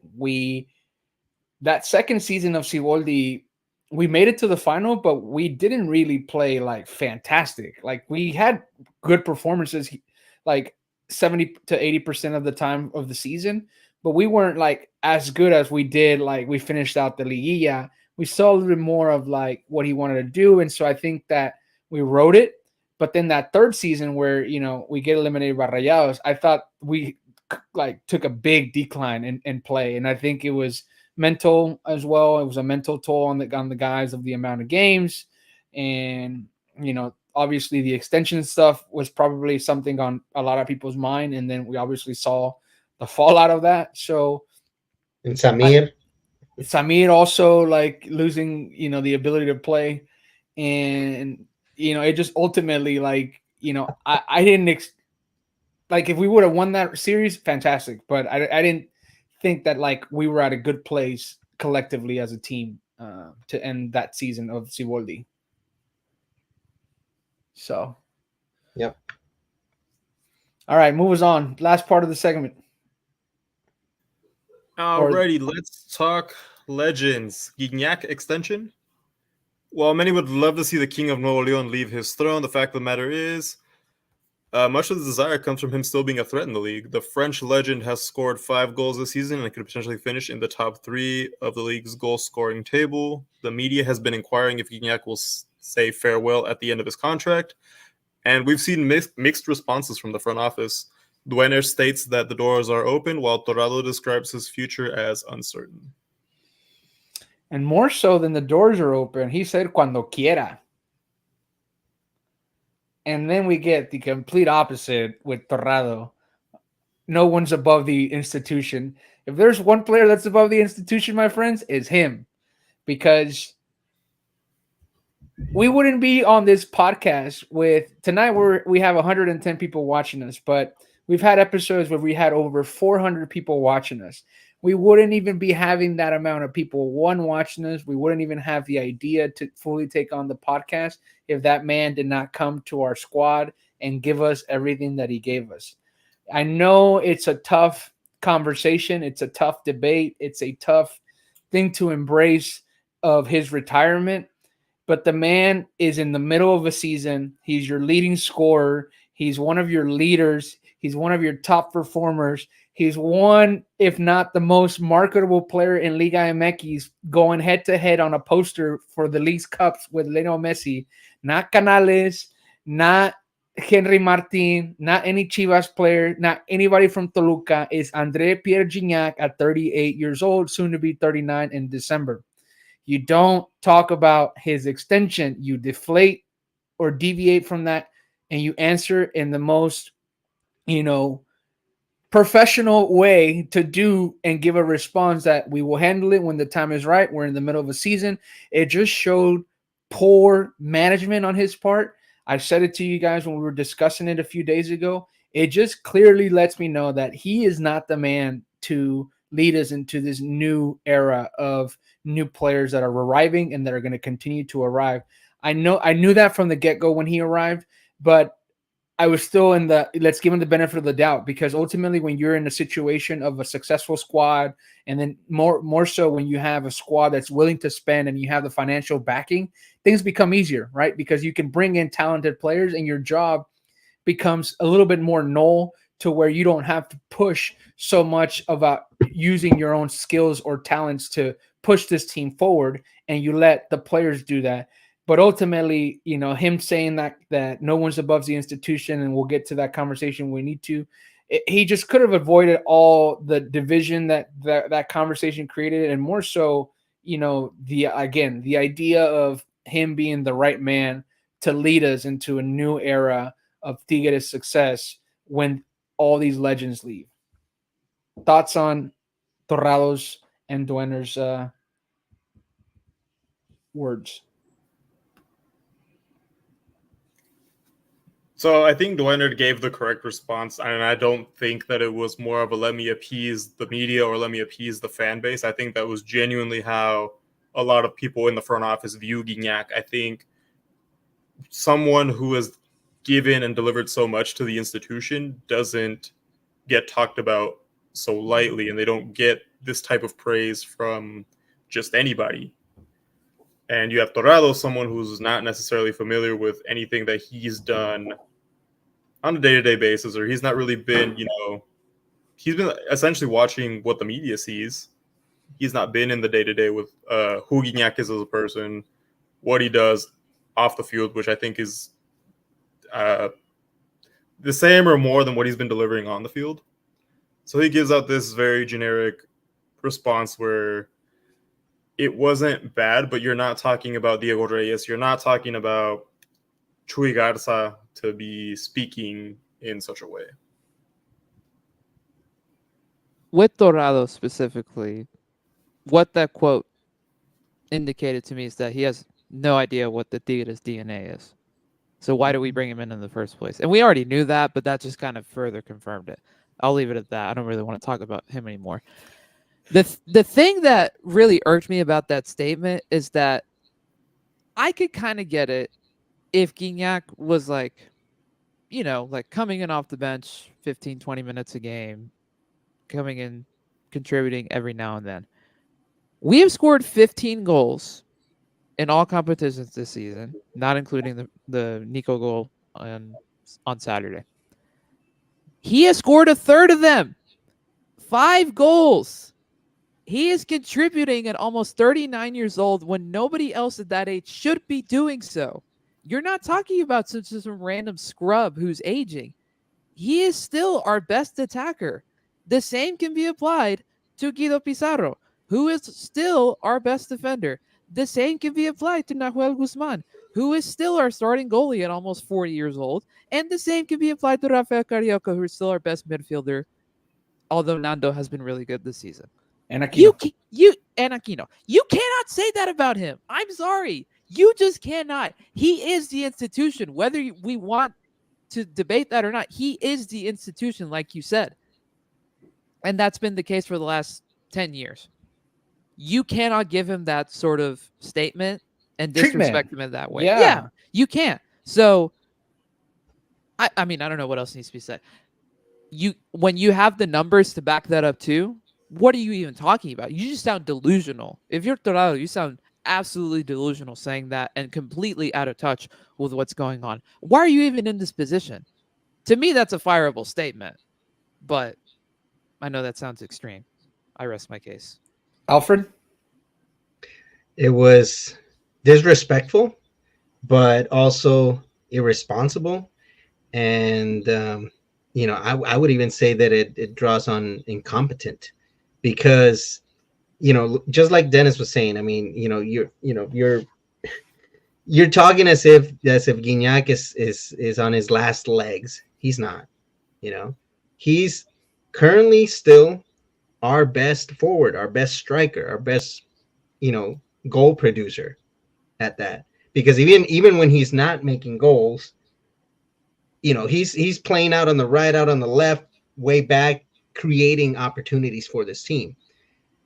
Guignac is so important to Tigres right now, still at this age, at 39 years old, that you cannot come out and say that whether or not he signs is, you cannot put that in doubt. That it's okay if he doesn't sign, or that he's not above the institution and it's okay if we move on from him. You can't, unless you already have his replacement. If you already have, an Oliver Giroud, and that's just to say a name, but if you already have, not just a player that's going to replace him, in his position on the field, on the pitch, but that's going to replace his image, like you said, which, he's basically the image of our team, internationally. If you have somebody already that is going to replace Guignac as the image of the team, then by all means, go ahead and say, hey, he's not above, but he's not. I mean, he's still going to be the image of the team come next year, and come maybe 2 years from now. Who knows? His impact is so great on this team that it's not that he's above the team, but he is not below, I mean, he's not below the institution, if I may say. When people talk about Tigres, they talk about Guignac. When people, are interviewed internationally about Liga MX, they bring up Guignac, and then they bring up Tigres. So to come out and say, something like that, Torrado is just, he's out of position, incompetent. He sounds almost salty, like and I just thought of this, but I'm gonna go back and try to look for any type of interviews they may have had on Torrado. But he sounds like that, when they always have the debate about foreign players that play for El Tri, and there's always these Mexican nationalists that are like, no, that position is for he sounds that way, because it almost feels like he's jealous that he didn't get that same treatment at Cruz Azul or at any other, team that he was in. Yeah, sure, he was an important player, but he did not get an above the team treatment. So he sounds salty when he comes out and says this. Imagine being salty about not scoring almost 200 goals in 10 years. And to add on to your point, Alfred, is that it's also like whenever like media portrays this, like we can't talk about like who's the better player, in this era, because different eras, like who's the GOAT, right? Like we see this conversation in American media of old players, and old media members can't acknowledge, like in this example, a LeBron versus a MJ conversation. Like times change, and ultimately different impacts are created, on the field, off the field, more specifically in our league, Cardoso versus Gignac. We won't know if Gignac will surpass Cardoso. He might. Like it was something that was even like too far-fetched to consider, but now he's 40-something goals away. And I'm not saying that he has that in mind to achieve, but it almost seems like you say, it's that like way of feeling like, oh, I also put in my time, and like I wasn't treated that way, and so therefore this guy can't be treated that way, when his jerseys are like highly sold amongst not only Nuevo León, but in, Liga MX in general. And then, going back to the ambassador type role that he has for our squad globally, and he has signed on players by his convincing aspect of, his play here. The guy that we didn't really want to talk about, Champion de Mon, Florian Thauvin, Colo, Andy Delort, Edu Vargas, and Valencia. These players did not come on their own, say, right? It was because what this man was accomplishing here and what he was showing the world by taking on a leap of faith and coming to this league. And ultimately, we were talking a little bit prior to this, is that the timing, man, like, if this was the beginning of the last 6 months of his contract, maybe you're in preseason. Those are generic questions that you might get asked, and you are going to answer in a generic way, like that response was. But it's like we're in the middle of the season, my friend. Like we're fighting for a championship. Our window is still there. We're in second place, even though we're not playing our best ball under our new head coach. And ultimately, you have the audacity to put in question or doubt that this man will continue his career at this team when we've known from just awareness, but now Pello Maldonado also has confirmed it. There's MLS teams that are going to come knocking because they know what he still continues to bring on the. Giroud is 39 years old, and Giroud does not come close. I'm not saying that Gignac is better than Giroud. I'm saying he doesn't come close to what the buildup that Andre Pierre still gives a team that Oliver Giroud does not in a system. And that is still favorable for a slower pace or a less demanding play in the MLS. And it's not going to be one. It's going to be multiple teams that are going to knock on that door. And Torrado speaking like that just makes it a little bit more easier for this man to be like, you know what? I think I've done everything I could at Tigres. We're moving in a different direction. The people here don't sound very convincing of me still contributing here. Maybe it's time for us to part ways. And it shouldn't be that way. Like he should be, the way his career should end should be on his terms and his terms only. Okay, and I'll say this. Let's say hypothetically that was the case, that they know that Gignac is leaving, that he's spoken to them and told them he's leaving, that they already have an offer on the table, or that simply they've made the decision that they're going to move on. Let's just say hypothetically that is true. You don't come out and say that. You, in your position as a general manager, you don't come out and say something so controversial with the fan base. Because in the end, what you want is for the fan base to, support you and to support your decisions and to think that, you're doing okay, you're doing your job. So as a general manager, you would come out and say, oh no, we're talking with Gignac, things are moving forward. We're going to make sure we make things happen. And guess what? Everyone's going to be happy with you. Everyone's going to be like, oh, Gerardo Torrado's doing a great job, doing exactly what we want him to do. He would have a little bit more credibility and leniency to what he would be doing, aka bringing on, what has been of Uriel Antuna signing, the Osvaldo Rodriguez signing, the El Popi Guerrero signing, and ultimately, again, to me, it's just the timing, bro. Like how you say like how much the fan base could be affected by this, but think about the team, bro. Like this guy's one of our best leaders, and like you're in a championship window. You're a few games away from finishing off the season to fight for a championship. You're in a good standing to finish out the season. Already, most likely going to be in the playoffs. I don't, obviously that's not, ruled out, but ultimately you're going to get probably one of the top 4 seeds in the Liguilla. And then you still have another 6 months where the guy's still going to be your best attacker. And you're saying, well, maybe there's a possibility because no one's above the institution that he might not stay. Absolutely insane. That's one way to shoot yourself in. Yeah, it's ridiculous. And to add on to this, this talk about and what he did. This man, when he scored his free kick, he became the 4th best scorer in all of French history, behind Henry, who had 411 goals. That's an insane number, by the way, to say out loud. Sorry, and then Karim Benzema had 480. He's the leading 480. Thierry Henry has 411. And then you had Roger Courtois with 364 and André Pierre Gignac with 362. Oliver Giroud is nowhere near that, and he has participated in a World Cup championship and multiple Euro Cups and has been the starter for the French national team. So in theory, he would be, the forward of the generation with Karim Benzema. Karim Benzema went through that turmoil in 2010, if I'm not mistaken. And so he was obviously excluded from a lot of matches with the national team. But ultimately, you have the 4th best leading scorer of all time of a country that is continuing to establish dominance in world football as it has played in multiple World Cups. And you come out and talk about this man like there's a chance that he might not stay on, and now has the chance to surpass Roger Courtois and move on to the 3rd best striker in all of French history.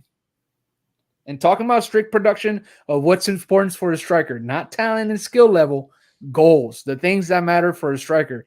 362 goals this man has scored, and we are putting in doubt that this man could possibly stay for another year or so when he's still our most dangerous weapon up top. Gracias, Torrado. Vete ya. Facts. Insane. It got me riled up, bro. It got us all riled up. I mean, it's a distraction. And why would you want another distraction in this season that has been It's dumb. it's Dumb. become largely frustrating because of what's been happening on the field. Now you add this wrinkle to it. It's like, well, okay. Way to be even more annoying. And Lou, if Lou would be here, he would talk about everything that the management and board has done from the beginning of summer with Siboldi, with the player handling, The PR department, the PR. Like, it just, we shouldn't be in these positions, man. Like, it's just it's odd. Like, It's frustrating. Henry Martin has contributed a couple championships for America, and no way he gets the disrespect that APG is getting. Nope. Hey, man. Yikes. Give him whatever he wants.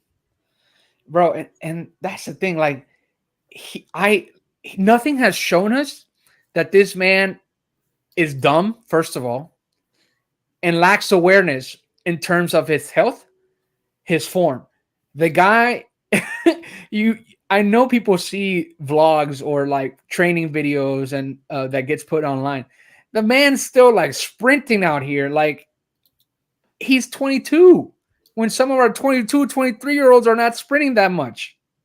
And they have fresh legs. A guy comes in the 70th, 72nd, 75th minute in a game. Andre Pierre is running more than they are. Why? Because this man has a killer instinct. He's a true professional. In his own category, he's like what many people adore and idolize of a Cristiano Ronaldo and how he takes care of himself. We have that version in our own level of playing field and Liga MX with this man. And it's been great to see him at our club. And there's no indication to me that this man would be like, hey guys, I want 2 to 3 years more because I feel like I can still give that much to Tigres. Whether he might think it or not, I think he's just self-aware. He's going to understand a year contract with the possibility of a second year and will still pay you very well. Doiner said it in that interview, and the opposite of what Torrado said. He's got a role for once he's done playing.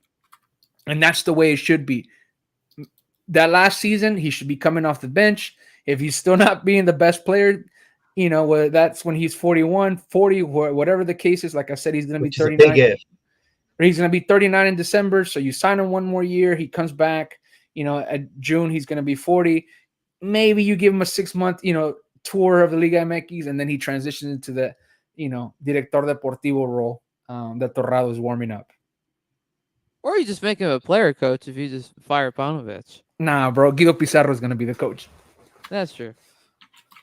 Guido Pizarro and Nahuel is the assistant. Or Gignac is the face. Like he's the head coach, but he's really the face, and everybody else is doing the dirty work behind them. Bro, you gotta Capi. Capi is gonna be the coach. Nahuel is gonna be the assistant. They have an excellent relationship. They both know soccer very well, and then Gignac is just gonna do all the negotiations. He's gonna be hanging out with all the right people and bringing players to Tigres. That is the best case scenario for our legends. And then you have to give some respect. Yeah, and you have to have some respect in there. I would even throw Carioca to foreign players at the U20 and eventually start pulling off 1 or 2 players out of the youth and bringing them on board, because you have a guy who understands how to play the game on the field. So we're getting obviously too ahead of ourselves here, but Torrado, you made a mistake, my friend. You made a mistake by thinking that you're going to come in and establish a role that you are not well adjusted yet and don't know where you stand amongst what passion means for our club and for our city in Monterrey.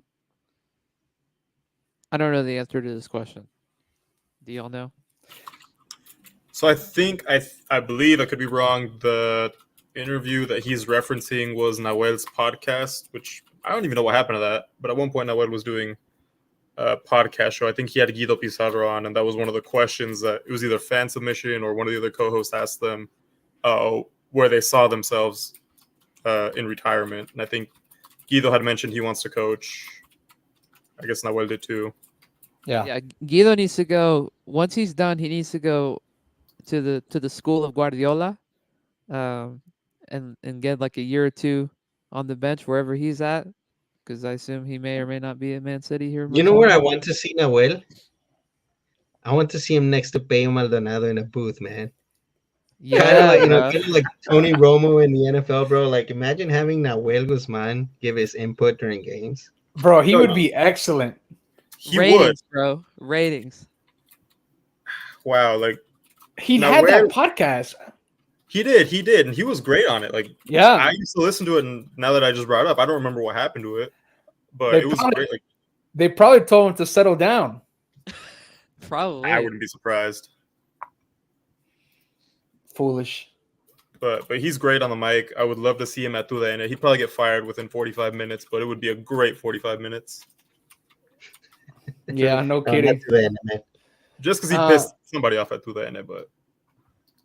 Last thing, guys, before we move on to the From the Vault moments. We haven't really touched upon it, and I haven't even really seen much of us talking about it online. Tigres has a new training center. The set is what they're calling it, Centro de Entrenamiento Tigres in San Nicolás de los Garza. Speaking about Nahuel, like whenever they had their first practice or their second practice, Nahuel was like, "There's only 2 of you guys going to Suazo, and now all of you guys are here." It's not fully ready. The training grounds are still under development. They're aiming for November to have a little bit more, completion of the entire thing, if not completion entirely. I need to double check that. But the fields are available. The locker rooms are available. I think the main sources, but I think they're still developing like the gym areas. They're still developing the film rooms. Ultimately, it's going to be the new training ground permanently for Tigres. Suazua would be for the youth squads. And this is to, obviously, Tigres has been doing really well, not only on the field, but financially, to where they needed that and they needed to up their establishments. But I think it also benefits, El Volcán, because in that match against Puebla, when I rewatched that match, I know it rained, but the conditions of the field, because now you throw in Tigres Femenil plays, sometimes there's multiple games a week, and training every day. Training, like the field is not as in excellent conditions as it should be. And when you have talented players and you want to move the ball around, as Tigres at times does, because at times they don't in this season or during the season, it really favors, the overall longevity of the Volcán fields, and having a new training center. Like I said, sometimes they're practicing in el Polideportivo at the university, sometimes Suazua, but that was becoming rare. It was just becoming the norm to train at El Volcán. And there was another field, guys, that they used to practice at, that Amazonas Gaspar also. Mas. Which one? Gaspar Mas. Okay. And so that also went away, but it just became a Volcán. So thoughts on the new training center? Don't want to really spend a lot of time, but I know that I didn't really see much people talking about it. New Tigres Center being opened, and what that means for the club. So I think it's great. I think it's like the first phase, and I believe the front office mentioned it, to revamping and reestablishing all of our facilities. I mean, obviously El Volcán is next, but this was more feasible to accomplish with a short amount of turnaround time. I think it's great. I think it also connects a lot of the fans closer to Tigres. I mean, we've seen time and time again, there's fans that'll wait outside El Volcán to try to get autographs or pictures with the players, but having them, separate in Monterrey still, it's going to be a great opportunity for them to continue to connect and grow, and hopefully to give them additional resources to succeed. I know Prof. Ortega is really excited about the initiatives that we have. I think that was one of the selling points to get him to join our club. I can't confirm that, but That makes sense. that's a rumor Could that I be. heard. Yeah, it's about time we modernize some things with our facilities. So this is a good step in the right direction. Obviously, like you just mentioned, Edgar, the stadium is next, but it had been time for us to kind of get with the times because all the big clubs have their own nice training facilities and multiple fields. You know, good workout resources, all these different things. So good stuff. You know what I just thought? We might even loan the training center or whatever out For the World to Cup. some of the nations that are gonna be down in Monterey for the World Cup. Because I think the agreement was El Volcán would be a training center, and it didn't even hit me until you put it into that perspective for me, Edgar. Is that the stadium being next that allows you to, if the players are not constantly training there and coming in and using the facilities, you can get some more work done during the week when players are not there and start remodeling a lot of the things that are happening. And obviously there's a lot of things that need to be remodeled at El Volcán. I think that a lot of people, besides the difficulty of sometimes obtaining tickets, I think people opt out because of like the lack of well preserved established facilities that people have, or the time they have at work on. The experience of the fan base is fantastic. The food is also fantastic. Obviously the drinks are fantastic, but obviously we know the restrooms are not as fantastic and the seats overall are not fantastic, but they're selling seat cushions now. Shout out the chicharrones they sell at the stadium once again. Chicharrones de la Méndez. Uh-huh. Aaron Flores, my friend from New York City. Greetings. I know you're excited to have Las Amazonas come to New York and play Gotham. And I know that he is also hosting a watch party for the Clasico Regio. He normally has a watch party.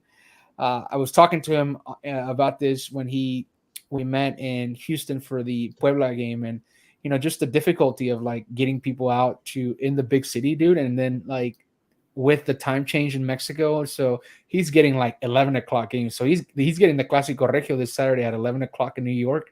And for people that may not live in the city, dude, and like have to live around the city, upstate New York, whatever, New Jersey area, that must be difficult. So shout out to him and all the people that attend his watch parties.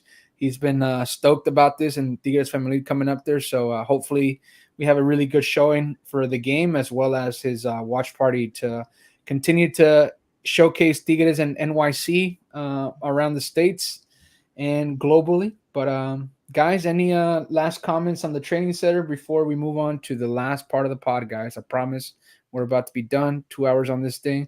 I love talking Tigres, but I know some of these guys have to go to bed now. And, all the people that are watching, we want to make sure we close it out with our favorite moment of the pod, or at least one of my favorite moments is from the vault.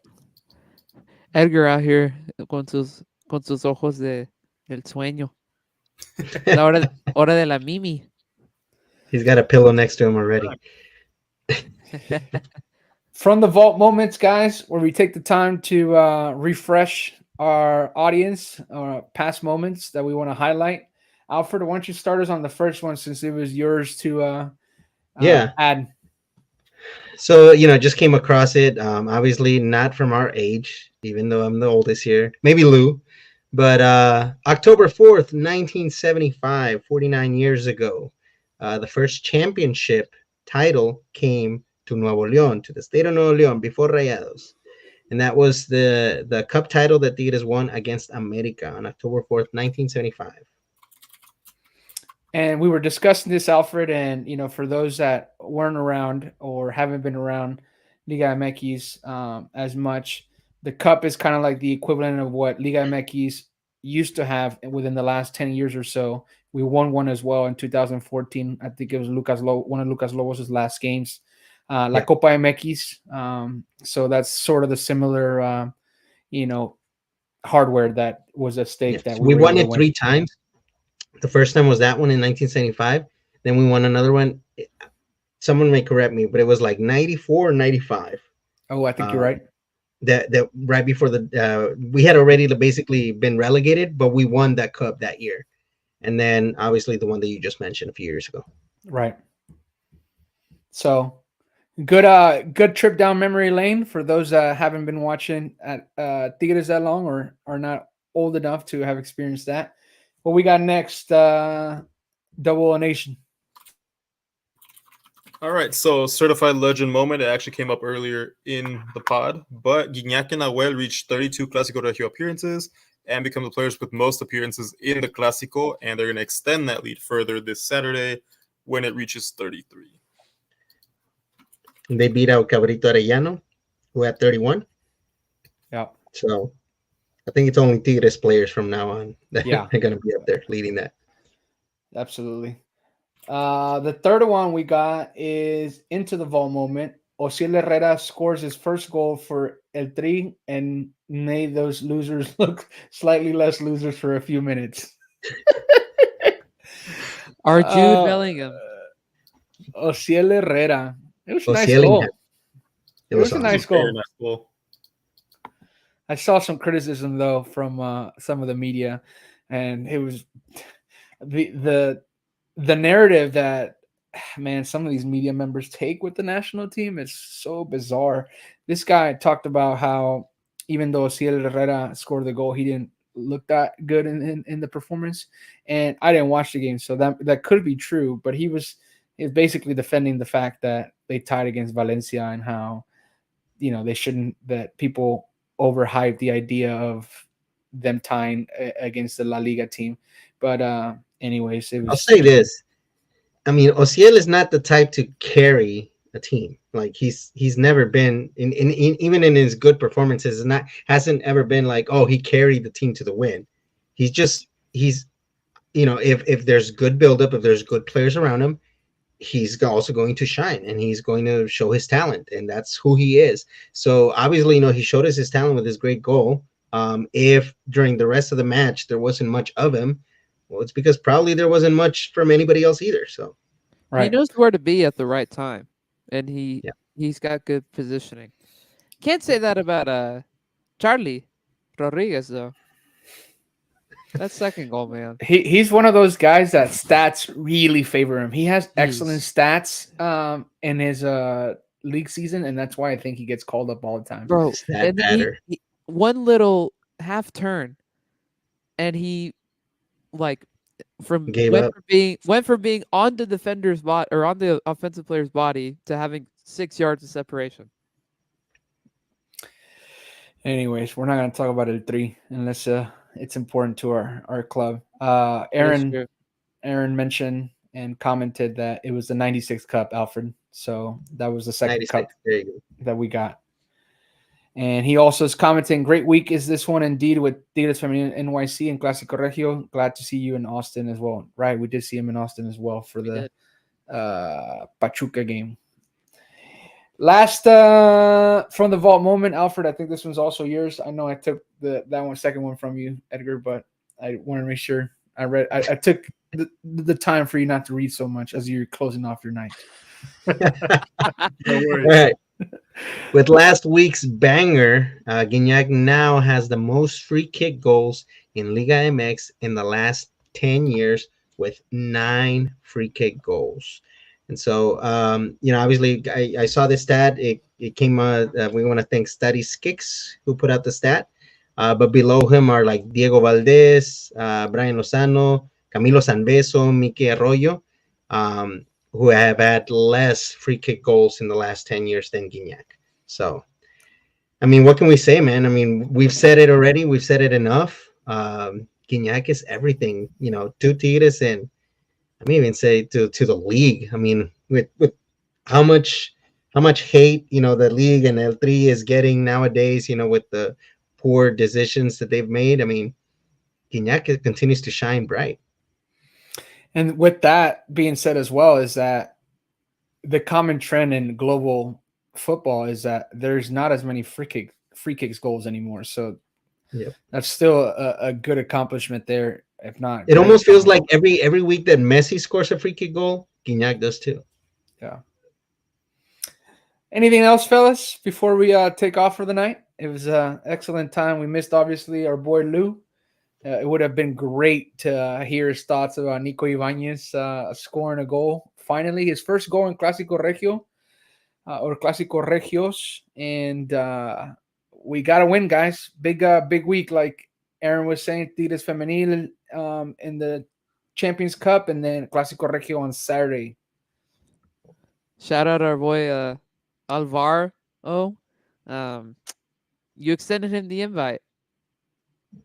He didn't want to come on. Nope. Oh well. I don't even know if he listens to us. He might not listen to us because he might not like our takes, especially because he feels like we attack him when he does bring up his takes on our group thread. But guys, if you're in the Houston area and would like to hang out this Saturday for the Clasico Regio, I know Alfred is about 80-90% on board. I know he's coming in from a trip, but we're gonna be watching. I'm coming straight from the airport straight to your house, bro. Yeah, so we're gonna be watching the Clasico Regio at my house and be cooking out. So definitely come through if you're in the Houston area. Send me a message and let me know if you want to come by. The game's at 9 o'clock, 9:10 to be specific. So come by for some good time, some good food, and enjoy the match and our rivalry, and hopefully we pull off a victory. Y'all better show up to Dallas next month. Everybody. Yes, bro. please. You'll be in the Dallas area. Let us know. I would love to, but I cannot. I have prior commitments. I would have been there though. I like the city of Dallas, except when the Cowboys lose. Just skip. Whatever you're doing, just skip. It's not hard. I can't. That's a lot of money on the line to give away. I got catering gigs, dude. Just skip. Yeah. Switch the venue to the AT&T Stadium. I hear they're not using it the rest of the year. Yeah, they're turning it into the Spirit Halloween store. It's like the BBVA in Christmas season when they do the posadas and they sell the pino, la feria del pino. I saw a meme today, and it was a dog crying with Vicente Fernandez song in the background. The Volver y Volver song, and I was like, oh my god, bro. Man, you better jump off that ship, bro. I get it, dude. Like Lambo, man. There's space at Lambo. I enjoy watching them in the sense of I know what I'm gonna get out of my time watching them. I'm either gonna laugh, I'm either gonna be pissed off because we're gonna fall short, and then I understand it's a big business, bro. It's a brand. Like, we are not going anywhere until Jerry Jones leaves the entire state of Texas. It's not happening. You cannot be the owner, the president, and the GM of a club and have some sort of opinion that is actually contributory to the overall success of a club. In the 90s, it was probably a lot easier. I'm not saying the Super Bowl matches were easier to win, but the talent and skill level wasn't as saturated or spread out as it is now in the NFL, with the technology and the ability to look more into physical aspects of developing your talent and skills. So ultimately, those teams were fantastic when they won the Super Bowls in the 90s. And, it's nice to say that you have that amount of Super Bowls. I have not, I wasn't very much into football when all those things happened, but I enjoy, what the Cowboys bring as a brand. I enjoy what, their merch, but ultimately that I understand that the Cowboys ultimately are not going to win anything until Jerry Jones leaves forever. Facts. Shout out. But you know what I do enjoy though? This is the part that I truly enjoy, is that all of you guys are always attentive to what's happening to them. That's what I like about the Cowboys. Well, I live here where the Cowboys play. Exactly. Yeah. Yeah. You guys, Alfred, everybody just waiting. I got an excuse. I got an excuse. I mean, we're always beating the Cowboys. Yeah, in the divisional. We just always are. Yeah. You can say that again. Yeah. All right. This is not a Cowboys podcast. I don't have the knowledge like I do for Tigres. So go. Guys who are tuning in, thank you for listening to our horrendous, sometimes assertive, sometimes on spot takes, but ultimately fun time that we usually have on here. Guys, thank you for coming on. We were on here for 2 hours and 15 minutes. Lou's probably like, I'm glad I didn't come on today because we came on for a long time, but we hadn't recorded for the most part all together. So ultimately, great experience, guys. Again, thank you for tuning in. once again, the invitation is open if you want to reach out and come hang out to watch the Clasico Regio on Saturday, and enjoy your night, enjoy your day if you're listening to the audio version when you come to it, and share our podcast. Let people know what we're doing. Give us feedback. Let us know if you want to come on and discuss. Don't be afraid. We don't bite. You can come on here with just audio. You don't have to show your face if you don't like. For all the people that watch us live on X and YouTube, but ultimately grateful for the opportunity and the time that you guys give us. Don't forget to buy your pieces from the originals collection on tigrettienda.com. That's the only place you can buy them in the U.S. Yeah. Unless you got plugs in Mexico. All right, fellas. Off we go. Gracias, Torrado. Vete ya.